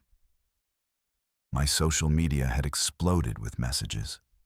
Other media guests reporting identical symptoms, same violent illness, same timeline. Everyone who'd attended the chef's table was sick. One food critic had posted, "Exclusive dining experience turned into exclusive food poisoning," before deleting it minutes later. By dawn, I'd lost count of how many times I'd vomited. Dehydration made my head pound.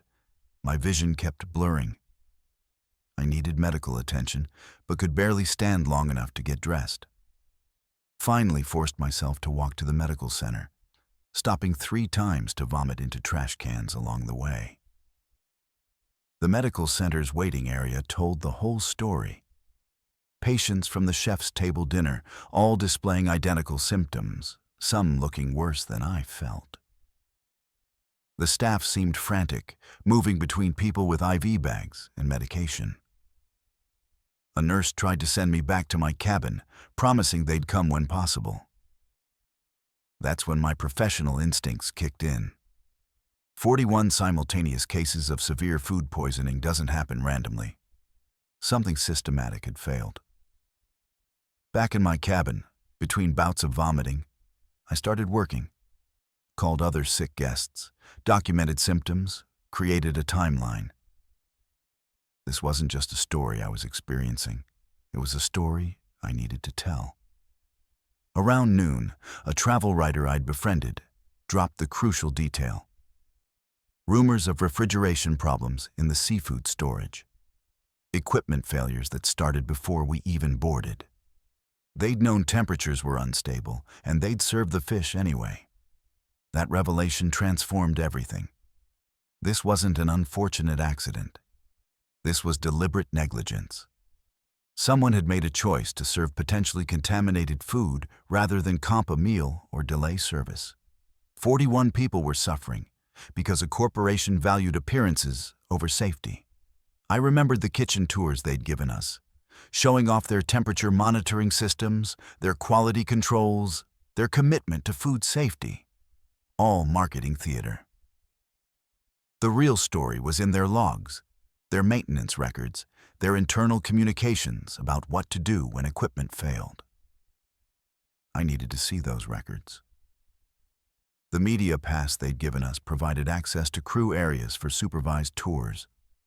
Nobody had specified that the access had to be supervised.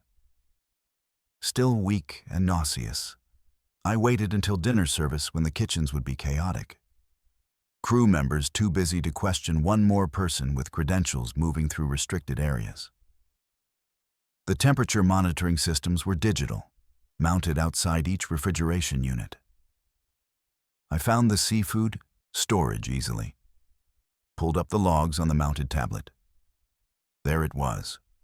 5 days of temperature fluctuations cycling into bacterial danger zones. Staff warnings flagged throughout. Recommendations to discard compromised inventory. And then an override from ship operations. Product approved for service pending refrigeration repair. They'd known. They'd documented the problem. They'd been warned by their own staff. And they'd decided to serve the seafood anyway. I photographed everything, hands shaking, aware that what I was doing violated protocols, but knowing this evidence might disappear if I didn't capture it now.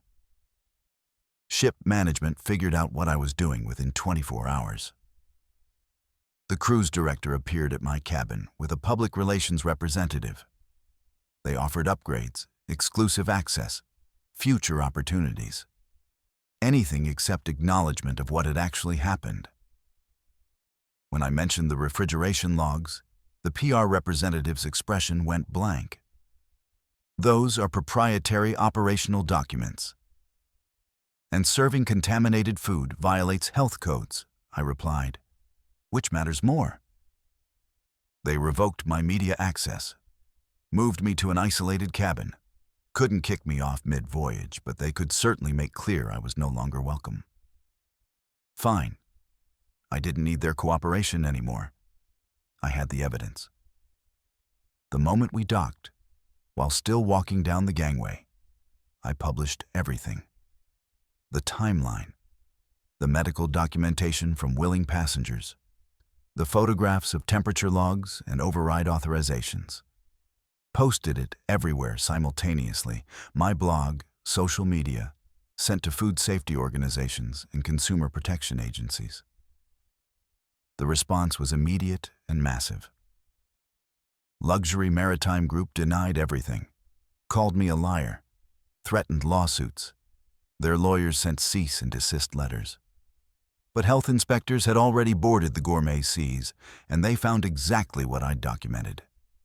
The malfunctioning refrigeration, the override authorizations, the pattern of prioritizing operations over safety.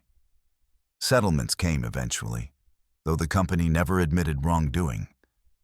The executive chef resigned. The ship was detained for safety violations. Fines were paid, new protocols implemented, and I was banned for life from their vessels, blacklisted by multiple cruise operators for violating journalistic ethics. Some brands dropped me. Some followers accused me of being dramatic. But the work that came after mattered more than pretty food photos ever did.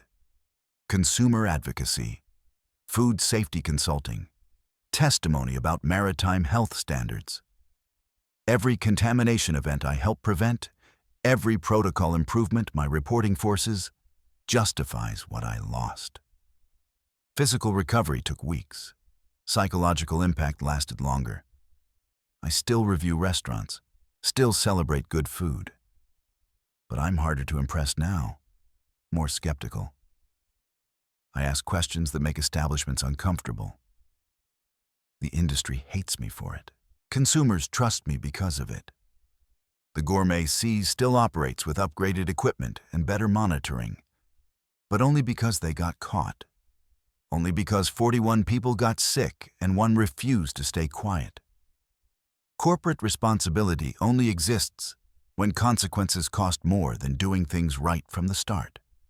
Usually, someone has to force them to care. This time, that someone was me.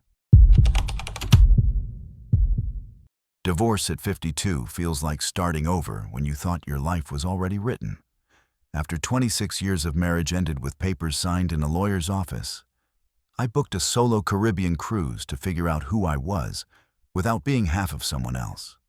Legacy? Yeah, my parents had high hopes when they named me. Paramedic for 30 years, suddenly single, needing distance from everything familiar. The tropical breeze out of Caribbean Express lines promised 7 days of relaxation and tropical sunshine. What I got instead was 18 hours of hell that turned passengers into casualties and forced me to practice emergency medicine in conditions I'd never trained for. September 2017. Hurricane season, but that didn't concern me when I boarded. Modern ships track storms, avoid bad weather, keep passengers safe. That's what I believed anyway. The tropical breeze was mid-sized, around 2,000 passengers. Nothing fancy but comfortable enough. I chose a basic inside cabin, spent my days reading on deck, ate alone without feeling self-conscious about it. Solo travel after decades of coupledom felt strange but liberating. No compromises. No arguments about which excursion to take. Just me, the ocean, and time to think. Day 4 started with unusual cloud formations. I'm no meteorologist, but 30 years responding to emergencies teaches you to read signs.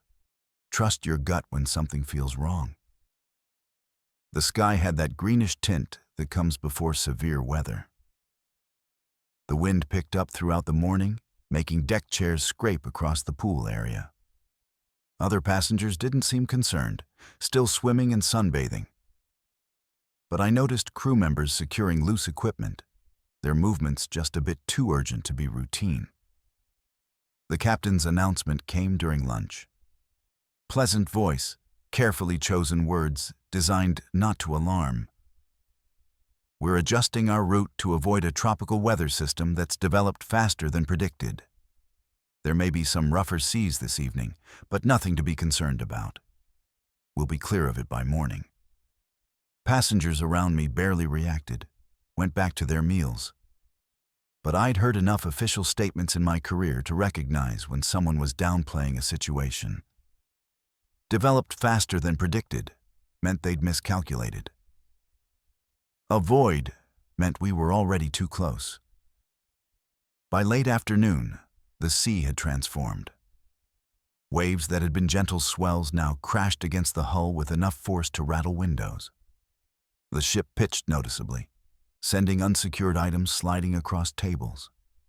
The pool water sloshed over the edges, flooding the deck. Most passengers retreated indoors, some already looking seasick. The captain made another announcement. We're experiencing heavier weather than anticipated. Please remain in your cabins this evening. All outdoor areas are now closed. Heavier weather than anticipated. Translation. The storm was worse than they'd thought, and we were sailing directly into it. I went to my cabin and turned on the television to the Weather Channel. There it was. Hurricane Patricia, upgraded from tropical storm to Category 3 in under 6 hours, now strengthening to Category 4. Unprecedented rapid intensification. And based on the tracking map, we were positioned directly in its projected path. The captain's plan to outrun the storm had failed. We were trapped. The ship's motion intensified throughout dinner service. I skipped dinner, stayed in my cabin, braced myself against the wall as the tilting became more severe. 30-degree rolls, maybe 35. Items not secured went flying. I heard crashes from neighboring cabins, people shouting, a child crying. The announcement system crackled. All passengers must remain in cabins. Secure all loose items. This is not a drill. Then the real violence began. The ship rolled so far to starboard, I thought we'd capsize. 40 degrees, maybe 45.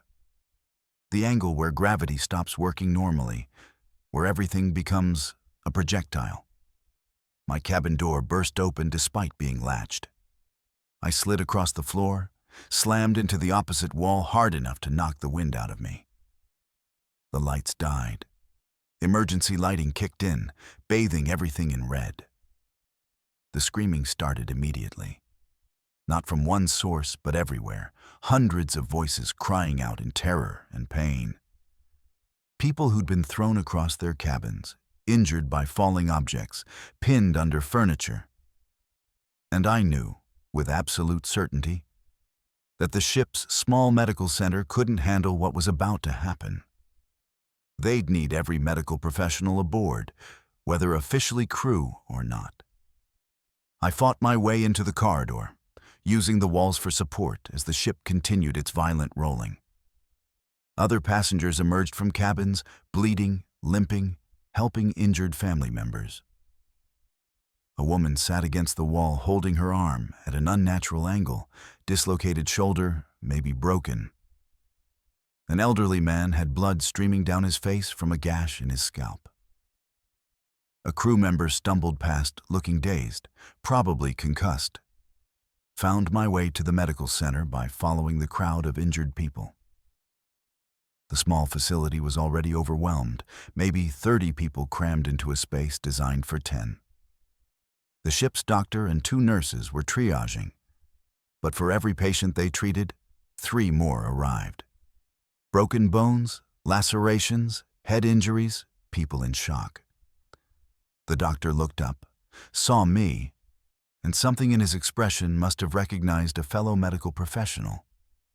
"You have training?" he shouted over the noise of the storm and the patients. "Paramedic, 30 years. Thank God, we need you." Just like that, I was working again. No time to think about being a passenger, a divorced man on a healing vacation. Just training and instinct taking over. The doctor directed me to handle minor injuries, while he focused on critical cases. But minor is relative when the ship is tilting, 45 degrees every few minutes, when supplies are sliding off shelves, when you're trying to splint a broken arm while bracing yourself against walls to avoid falling. After an hour, the medical center couldn't accommodate any more patients. Too crowded, too chaotic, supplies running low. The decision was made to set up a secondary treatment area in the ship's theater, the largest open space available. Getting there meant navigating corridors turned into obstacle courses, climbing uphill against the ship's tilt, then running downhill when it rolled the opposite direction. We moved patients in groups, crew members and able-bodied passengers helping carry injured people who couldn't walk. The theater became a makeshift disaster zone hospital. We laid people on the floor, on seats, anywhere with space. The ship's entertainment staff brought blankets, towels, anything that could serve as bandaging or cushioning. The lighting was emergency only, red and dim, making it hard to assess injuries properly. The ship's rolling never stopped, sending medical supplies skidding across the floor, knocking over IV stands, making every procedure 10 times harder than it should have been. There's a kind of clarity that comes in crisis situations. Your personal problems don't matter. Your fear becomes background noise. You just work.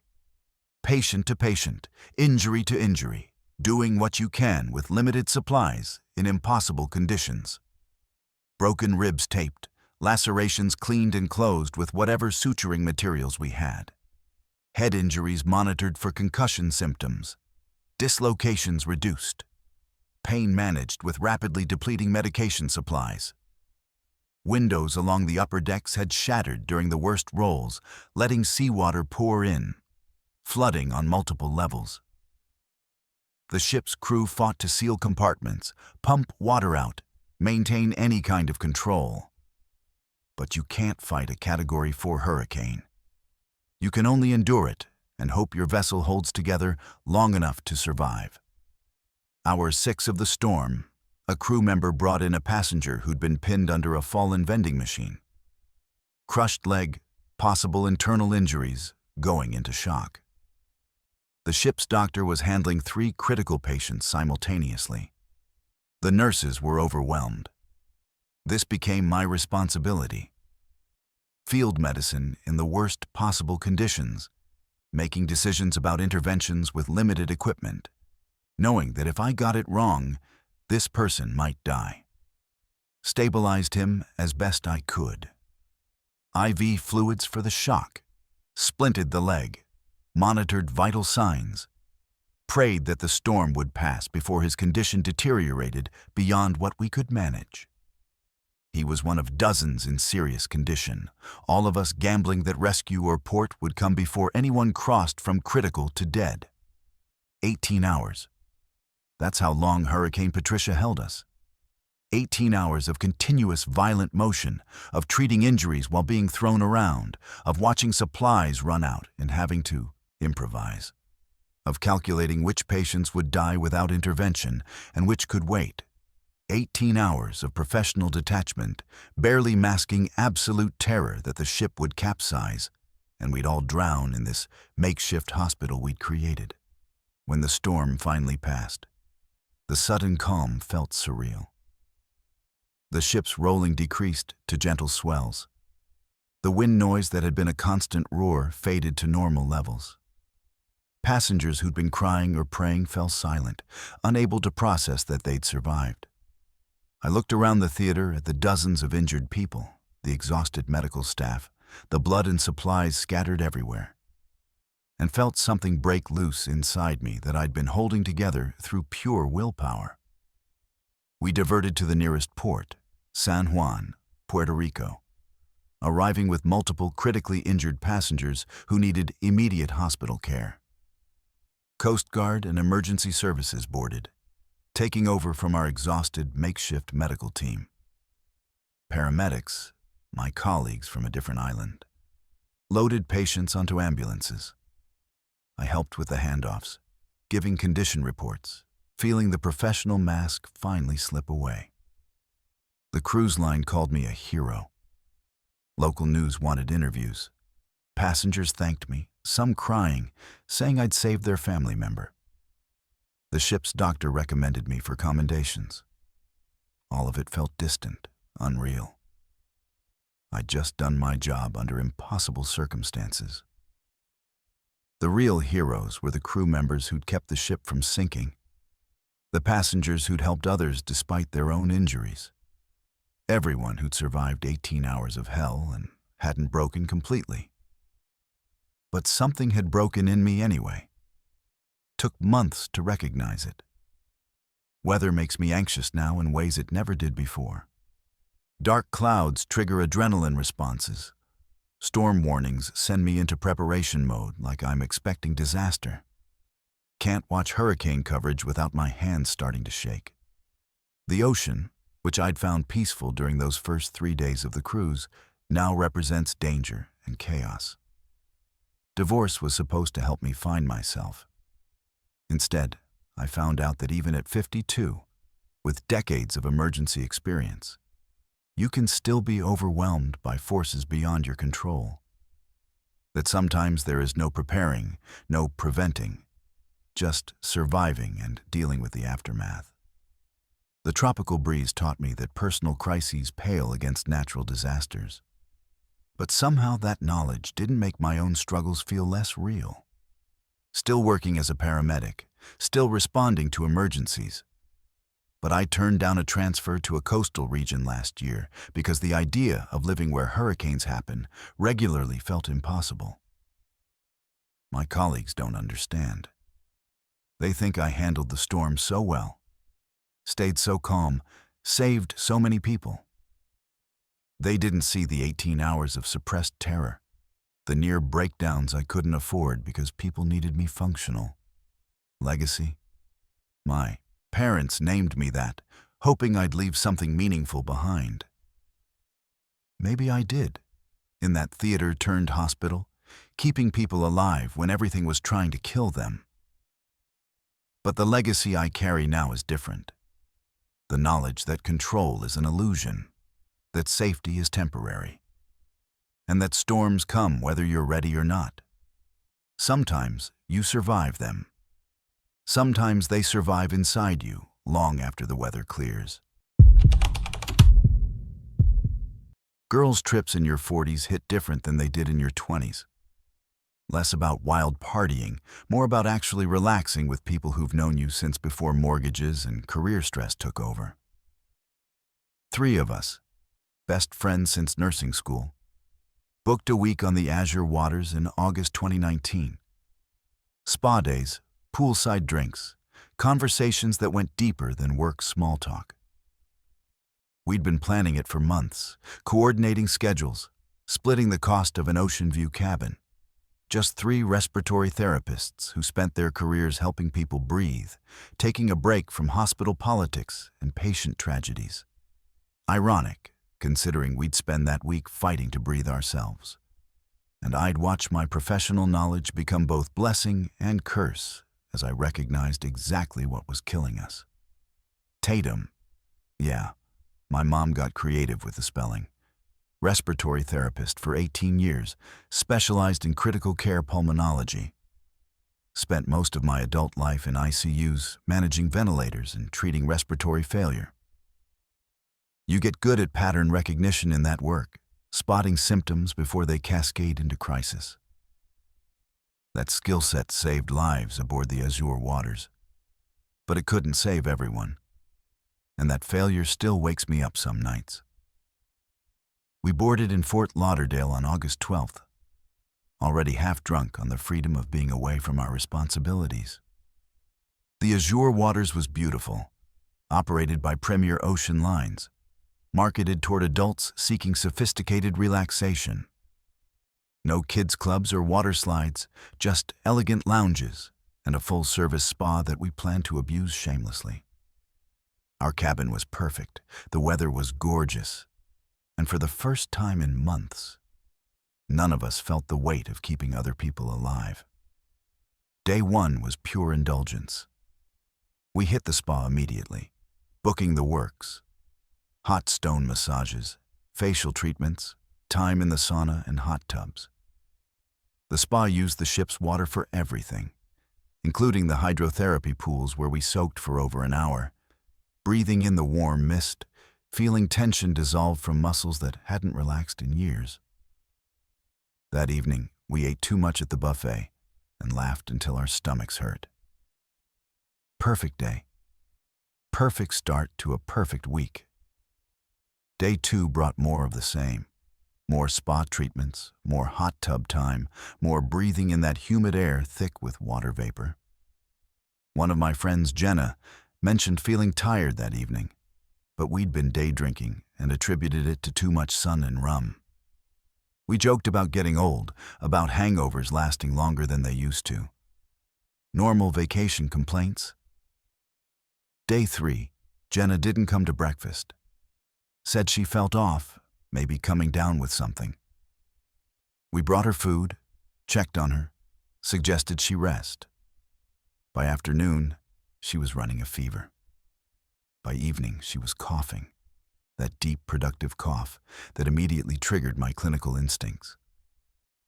I listened to her breathe, heard the crackles in her lower lung that shouldn't be there. "How's your chest feel?" I asked. "Tight, hurts to take deep breaths." Red flags everywhere.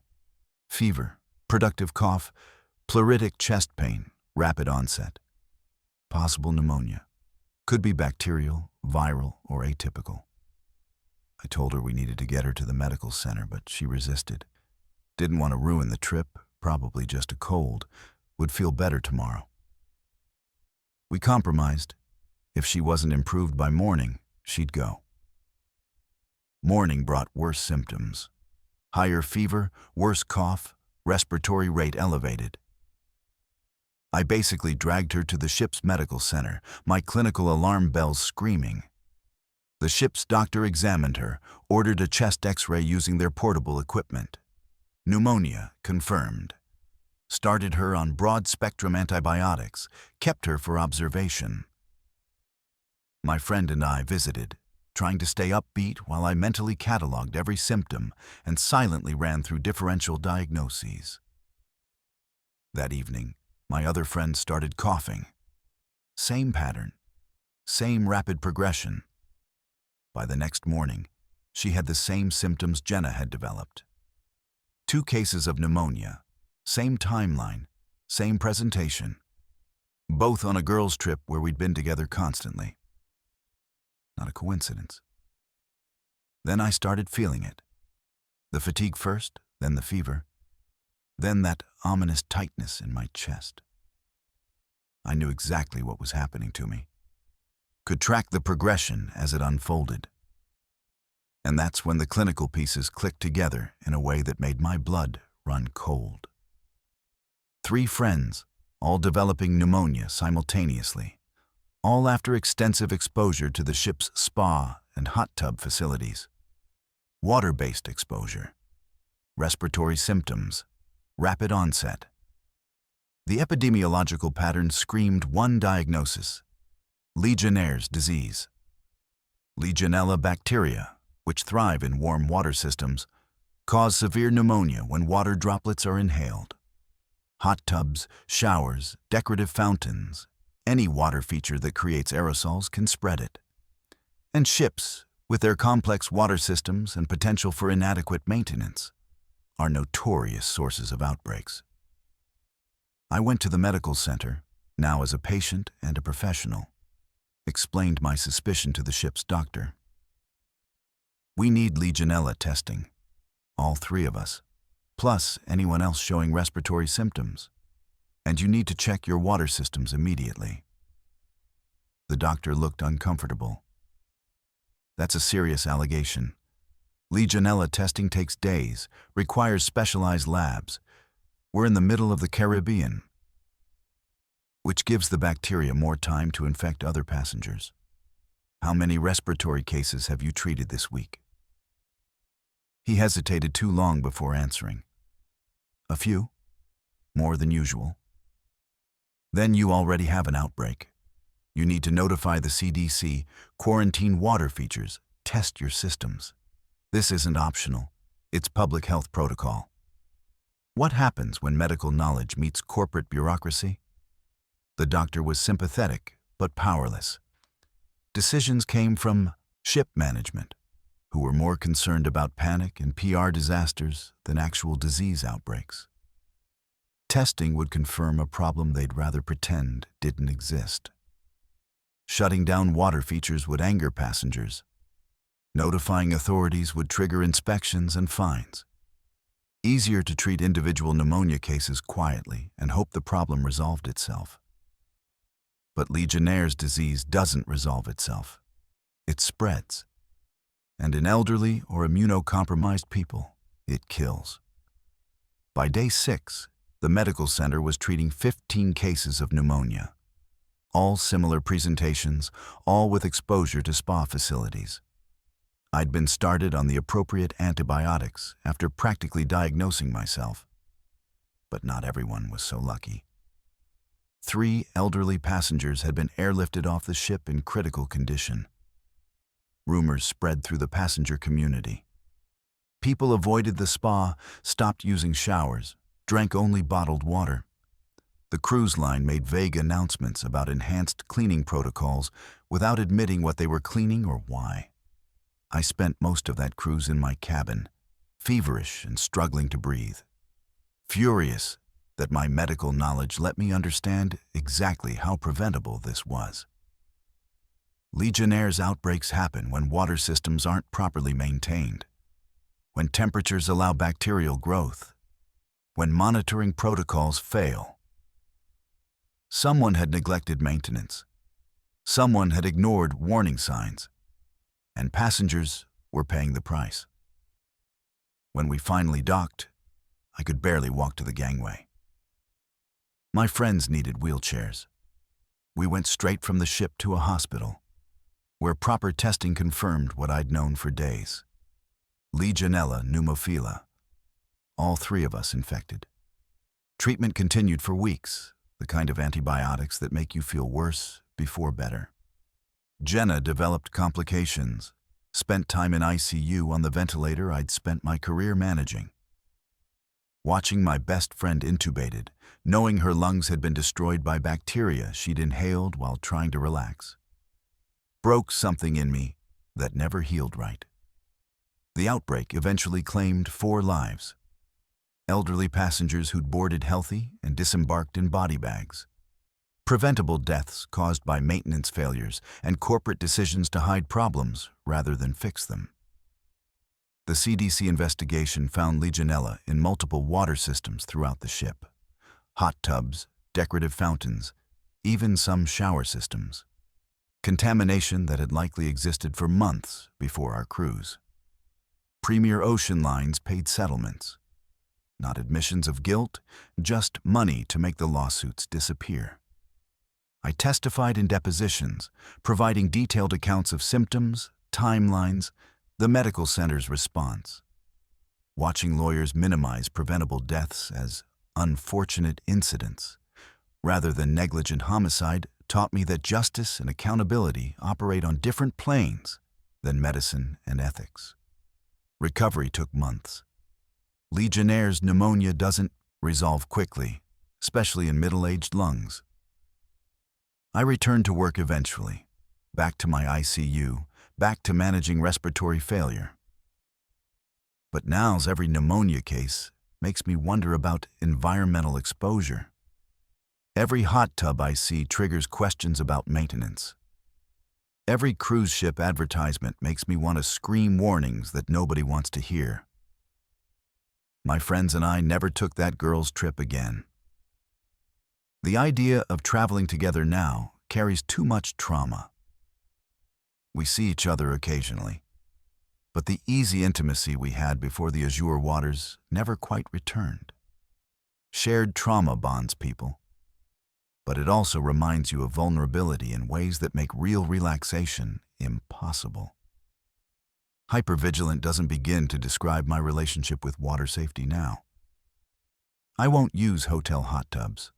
I research building water management before staying anywhere. I educate patients about Legionnaire's risk factors with an intensity that probably seems excessive. Can't help it.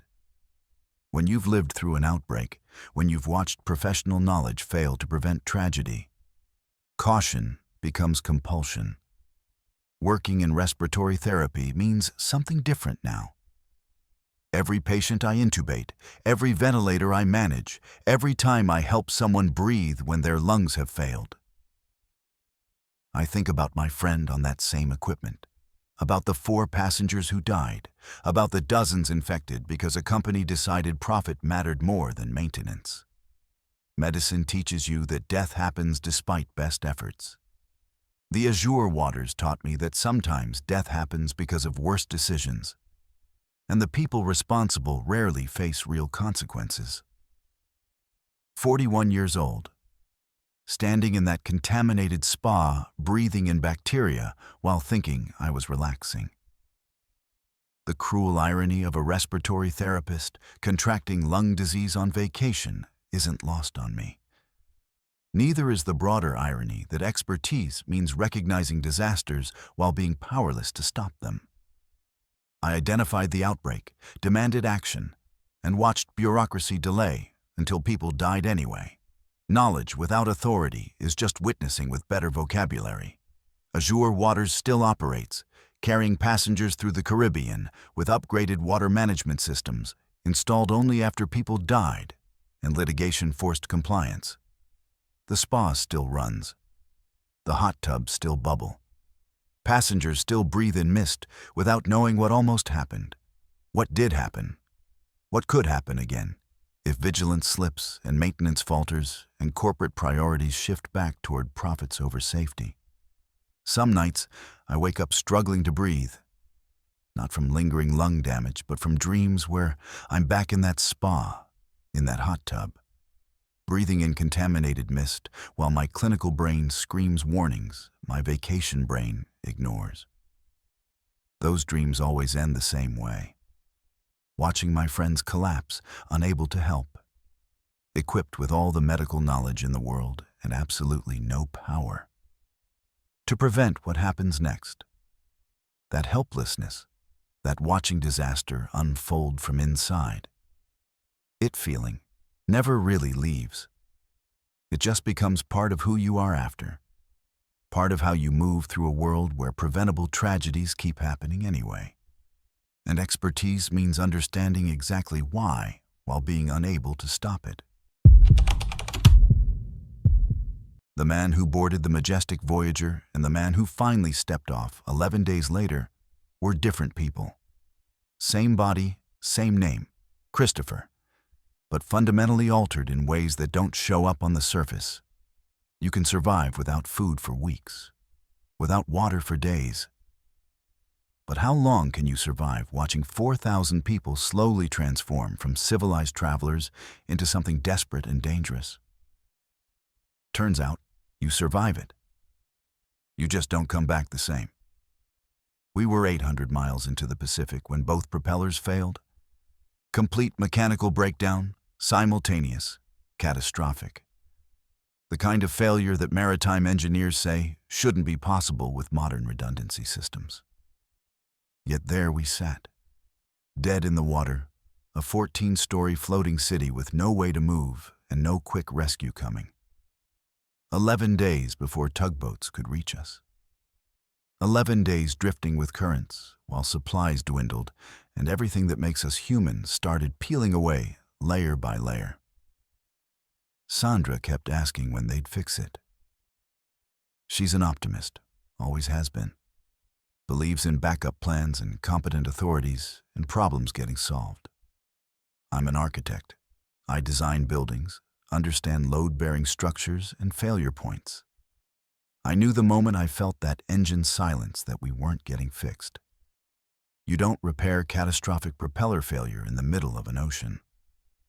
You drift and wait and hope rescue arrives before something else breaks.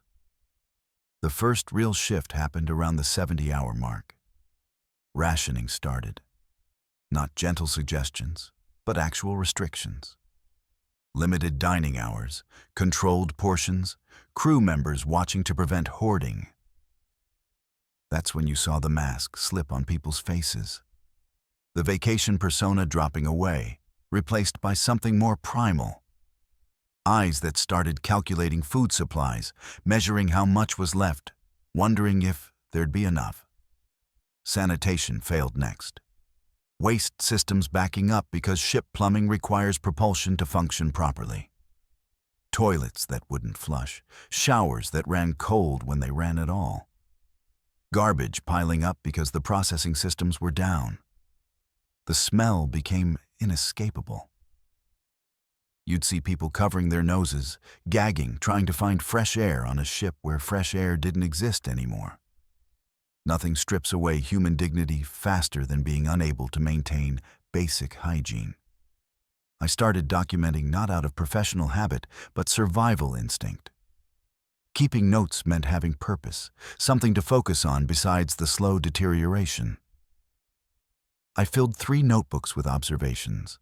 The way passenger groupings formed along tribal lines, families clustering together, solo travelers forming defensive alliances.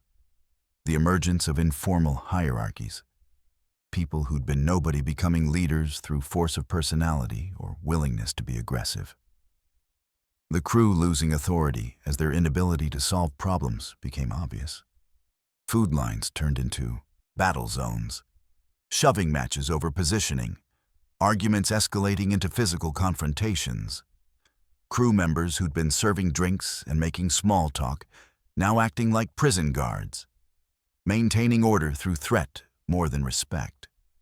One breakfast service, a man in his 60s threw a punch at someone who'd cut in line. Blood on the dining room floor, security intervening. Both men dragged away while everyone else just kept moving forward to get their rationed scrambled eggs. Violence becoming normal. Expected even. The heat made everything worse. Air conditioning failing in sections, creating zones of stifling temperature where people couldn't sleep, couldn't think straight. Arguments erupting over nothing because everyone was exhausted and overheated and scared. Sandra stopped leaving our cabin much. Too overwhelming. she said. Too many angry faces. I'd venture out for meals, for information, for glimpses of how quickly social order was collapsing. Around the week mark, someone tried organizing a passenger committee to interface with the captain about food distribution. Polite language for a mob forming.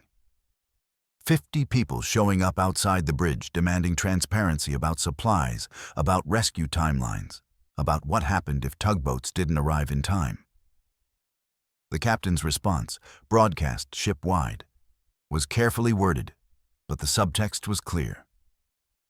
We have X days of food, Y days of water. Rescue ETA is Z. The math didn't leave much margin for error. That night, someone broke into a storage area looking for food, got caught, got detained, and suddenly everyone was talking about whether they'd do the same thing if supplies ran lower. The social contract that says we don't steal, we wait our turn, we trust authorities to distribute fairly. That contract started to feel optional. People whispered about where crew storage areas were located, about whether doors could be forced, about what you'd actually do if it came down to watching your family go hungry or taking what you needed.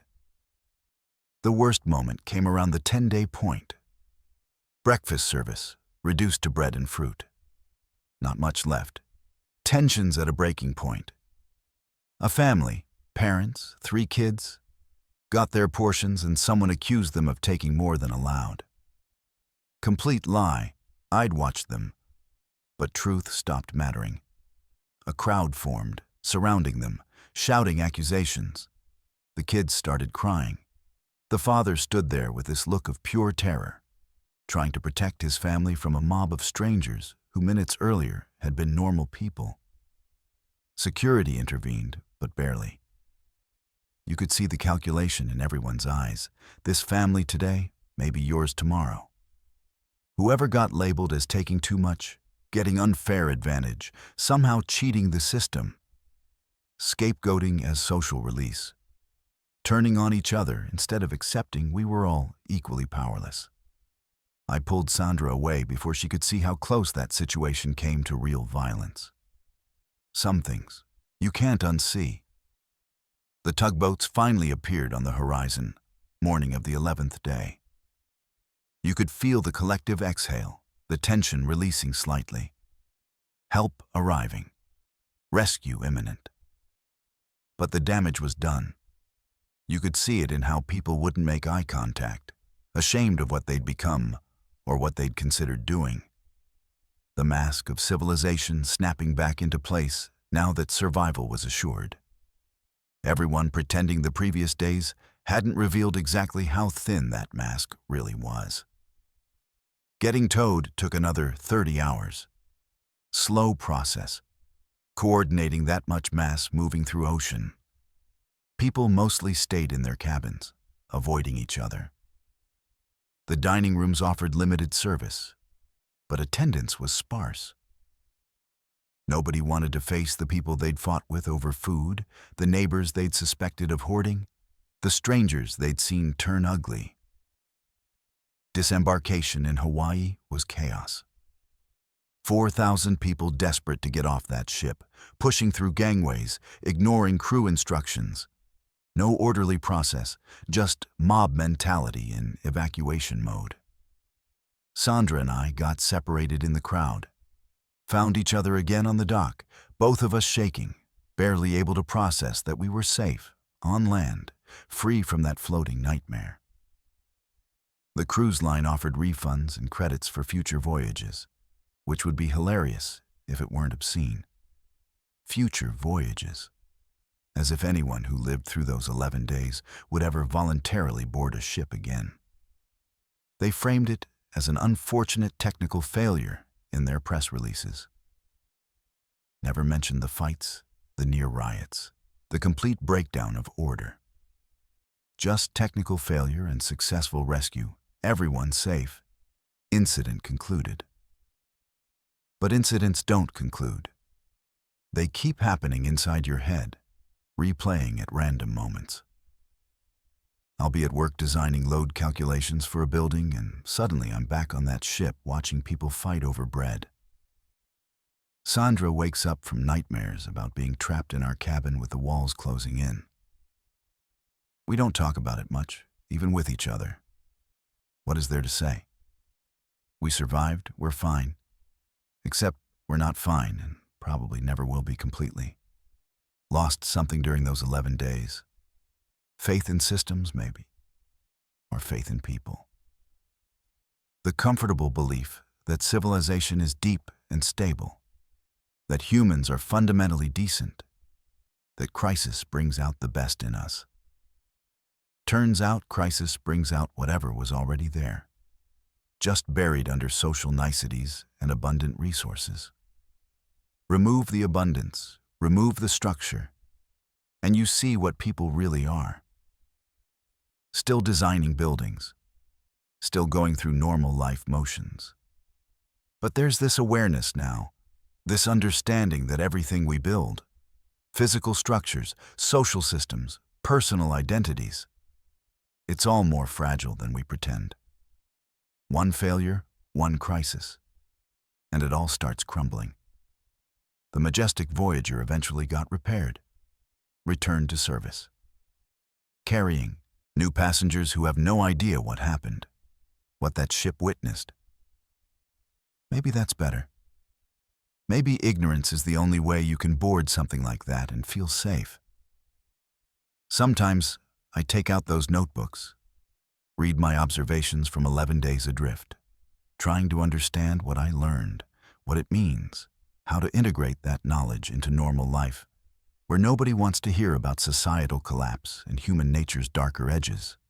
Easier to pretend it was just a vacation disrupted, an inconvenience, a story with a funny ending. But it wasn't funny. It was revelation. The kind that changes how you see everything after. The kind that makes you realize how quickly everything you trust can simply stop working. And how little stands between civilization and chaos except momentum. And the assumption that systems will keep functioning. When they don't, when the engines die and the propellers fail and you're just drifting with no power and no rescue and no certainty, that's when you find out what humans really are underneath all the pretending. That's when you learn what you're capable of, for better or worse. And that knowledge, once you have it, you carry forever. I captured the exact moment a man decided to die. My camera was already raised, finger on the shutter, trained on a bride's face as she said her vows against a Caribbean sunset. Then screaming erupted from the deck below, and my photographer's instinct, that automatic reflex to document, to capture, to preserve the moment, made me pivot and shoot. 3 frames, that's all it took. Frame 1, a figure climbing over a railing. Frame 2, suspended in air, arms spread. Frame 3, empty space where a person had been. Ocean below. Elena, 26, wedding photographer. The woman who documented someone's last seconds on Earth and can't figure out if that makes me a witness or something worse. June 2022, Romance of the Seas, celebration cruises. Shipboard wedding at golden hour, bride and groom exchanging vows on the upper deck while I worked my usual magic, finding the perfect angles, capturing genuine emotion, creating the romantic narrative couples pay me thousands to preserve. This was supposed to be easy money. 3 days aboard a cruise ship, photograph a ceremony and reception, deliver dreamy images that would get shared across social media. I'd done a dozen shipboard weddings before, without incident. Beautiful backdrops, happy couples, predictable workflow, routine job. Except routine ended the moment that drunk passenger decided a 7th floor balcony railing was something to climb, and my camera preserved what happened next. The ceremony was perfect. Too perfect, almost. Bride in flowing white against turquoise water, golden light hitting everything just right, groom tearing up during vows. I was shooting continuously, capturing every moment, riding that creative high photographers get when everything clicks. The couple had just finished their vows, about to exchange rings, when the screaming started. Not regular screaming. Panic screaming, multiple voices shouting warnings, yelling for someone to stop. That tone of genuine terror that cuts through everything else. The wedding guests turned toward the commotion. I turned too, camera still raised because that's what I do. I point cameras at things happening, professional instinct overriding everything else. One deck below, maybe 40 feet away, a man was climbing over a balcony railing. Not carefully, not with any obvious plan. Drunk climbing, all stumbling confidence and zero coordination. People nearby were grabbing at him, shouting, trying to pull him back. He shook them off, laughing. I could hear the laugh even from where I stood. That drunk, happy laugh that has no idea danger exists. Then he was standing on the wrong side of the railing, ocean 7 stories below him, holding onto the bars behind him with one hand. Posing, almost. Grinning at the people screaming at him to climb back over. And my camera was pointed at him, my finger on the shutter, my brain not yet caught up to what my eyes were seeing. He let go. Not jumped. Not slipped. Just released his grip and fell, backward into open air like someone lying back onto a bed. My camera fired. 3 shots, automatic burst mode. The sound of the shutter clicking is burned into my memory along with the visual. The figure falling, tumbling, getting smaller, hitting the water with an impact I couldn't hear but somehow felt. Then nothing. Just ocean. And the screaming getting louder, and my camera still raised to my eye like I was frozen in place. The bride was crying, not romantic tears, but shocked sobs. The ceremony collapsed into chaos. Security rushed past. Crew members ran toward the balcony where the man had fallen. I lowered my camera, hands shaking, and looked at the display screen. There he was. 3 images. The climbing, the falling, the empty space after. Crystal clear, perfectly exposed, professionally composed by accident or instinct. The kind of images that news outlets would pay obscene amounts for. The kind that would haunt me forever. Alarms sounded. The ship's engines changed pitch, the vessel starting that slow, massive turn to circle back toward the fall point. Emergency protocols activating, rescue procedures launching, everyone suddenly very professional and urgent. The wedding was over, abandoned mid-ceremony, guests ushered away by staff while I stood there with my camera and the knowledge of what it contained. Security found me within 10 minutes, asked if I'd seen what happened. I showed them the images, watched their faces change as they saw. "We'll need those," one said, "for the investigation." I transferred the files to their device, while part of my brain screamed that I should delete them, that no one should see what I'd accidentally captured, that some moments aren't meant to be preserved. The search lasted 6 hours. Ships circling, crews scanning the water, rescue boats deployed. I wasn't part of it, but couldn't look away. Stood on deck watching the ocean, imagining what it felt like to hit water from that height. Whether he'd survived the impact or died instantly, how long someone could last in open ocean, even if the fall didn't kill them. The sun set. Darkness came. Searchlights swept across waves that all looked the same. Nothing. No one. Just ocean. They called it off around midnight. Statistical survival time exceeded, search area covered, no sign of recovery. He was gone. 7 stories of fall. Impact with water at terminal velocity, hours drifting if somehow he'd survived. Gone meant dead just without a body to prove it. Lost at sea. Vanished. Euphemisms for drowned and probably never found. I went to my cabin and downloaded all my photos from that day. Wedding getting ready shots, ceremony images, formal portraits. And then the three. The accident. The fall. The death I'd documented without meaning to, without thinking. Because my photographer brain had been running on autopilot, and autopilot says, capture everything. Should I delete them? Keep them?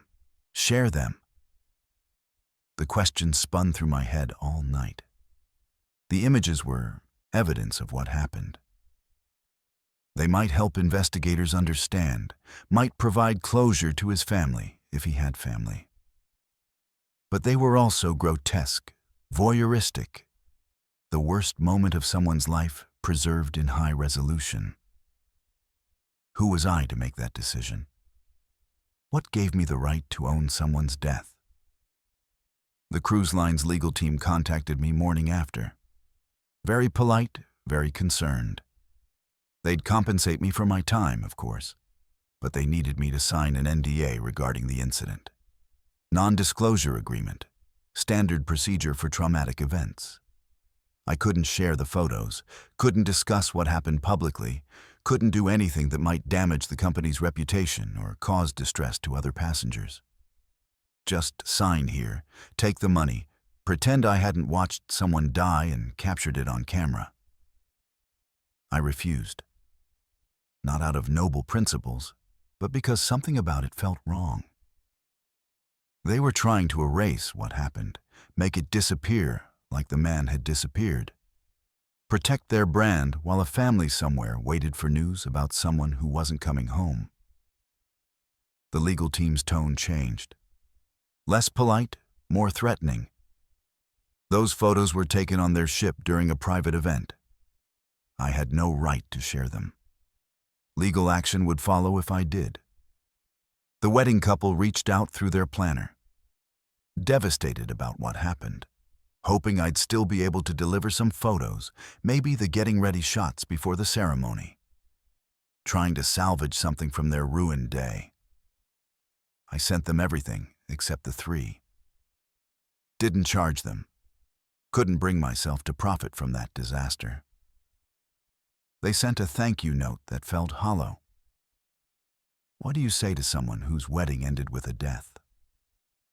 News about the fall leaked within days despite the NDAs. Passenger cell phone videos appeared online, grainy footage of the commotion and aftermath, but nothing as clear as what I'd captured. Media outlets started calling, offering money for my photos. 5 figures, 6 figures for exclusive rights. My email flooded with requests from news producers, documentary filmmakers, true crime podcasters. Everyone wanted the images of that man falling. Everyone wanted to see death in high definition. I kept saying no. But every refusal felt hypocritical. I'd taken the photos. I'd documented it. What was the difference between me having them and the world seeing them? Was I protecting his dignity, or just protecting myself from being the person who published them? The moral lines blurred until I couldn't tell right from wrong anymore. His identity came out eventually. 43 years old, married, 2 kids, history of depression and alcohol abuse, family devastated, angry, looking for someone to blame. Why wasn't he stopped? Why did ship security allow intoxicated passengers near railings? Why? Questions that had no good answers. Just tragedy, random and senseless and complete. The investigation concluded with findings I could have predicted. Intoxication, reckless behavior, accidental death. No one's fault except his own. The cruise line implemented new railing height standards and increased alcohol service monitoring. Small changes that wouldn't bring him back or prevent the next impulsive decision someone makes while drunk and sad. The legal team renewed their demands for my silence. I renewed my refusal. Eventually, I deleted the images. Not because of legal threats, but because I couldn't stand having them. Couldn't stand opening my photo library and seeing thumbnails of someone's death mixed in with wedding shots and sunset landscapes. Every time I saw them, I relived it. The screaming, the falling, the splash, the nothing after. Deletion didn't erase the memory, but at least it removed the visual reminder from my daily life. Quit wedding photography 6 months later. Couldn't do it anymore. Every ceremony felt like I was waiting for disaster. Every outdoor venue near water made me anxious. I'd be photographing a first kiss and suddenly imagining all the ways things could go wrong, all the tragedies that could unfold while I stood there with my camera raised. The joy weddings are supposed to represent felt like a lie, a temporary happiness that could shatter any second. Switched to product photography. Inanimate objects that can't fall, can't die, can't haunt you. Boring work, but safe. No human drama, no emotions, just lighting and composition. My income dropped, but my panic attacks stopped. Fair trade. The family never contacted me, thank God. Don't know what I'd say. Sorry I photographed your husband-father falling to his death. Sorry I considered selling those images to news outlets. No words exist for that kind of guilt. The guilt of being a witness who could have been a participant, who could have dropped her camera and run to help but didn't because photographer instinct took over first. Sometimes I wonder if those images still exist somewhere. Police evidence files, cruise line legal archives, some server backup I forgot about. The idea that they might be out there, might someday surface, makes me sick. But so does the idea that they're completely gone. 3 images that prove what happened, that document a death I witnessed. Are we supposed to preserve evidence of tragedy or erase it? Record everything or protect dignity? I still don't know the answer. 26 years old with a career change behind me and trauma I'll carry forward indefinitely. Can't look at cruise ships without feeling nauseous. Can't watch people near railings without my heart rate spiking.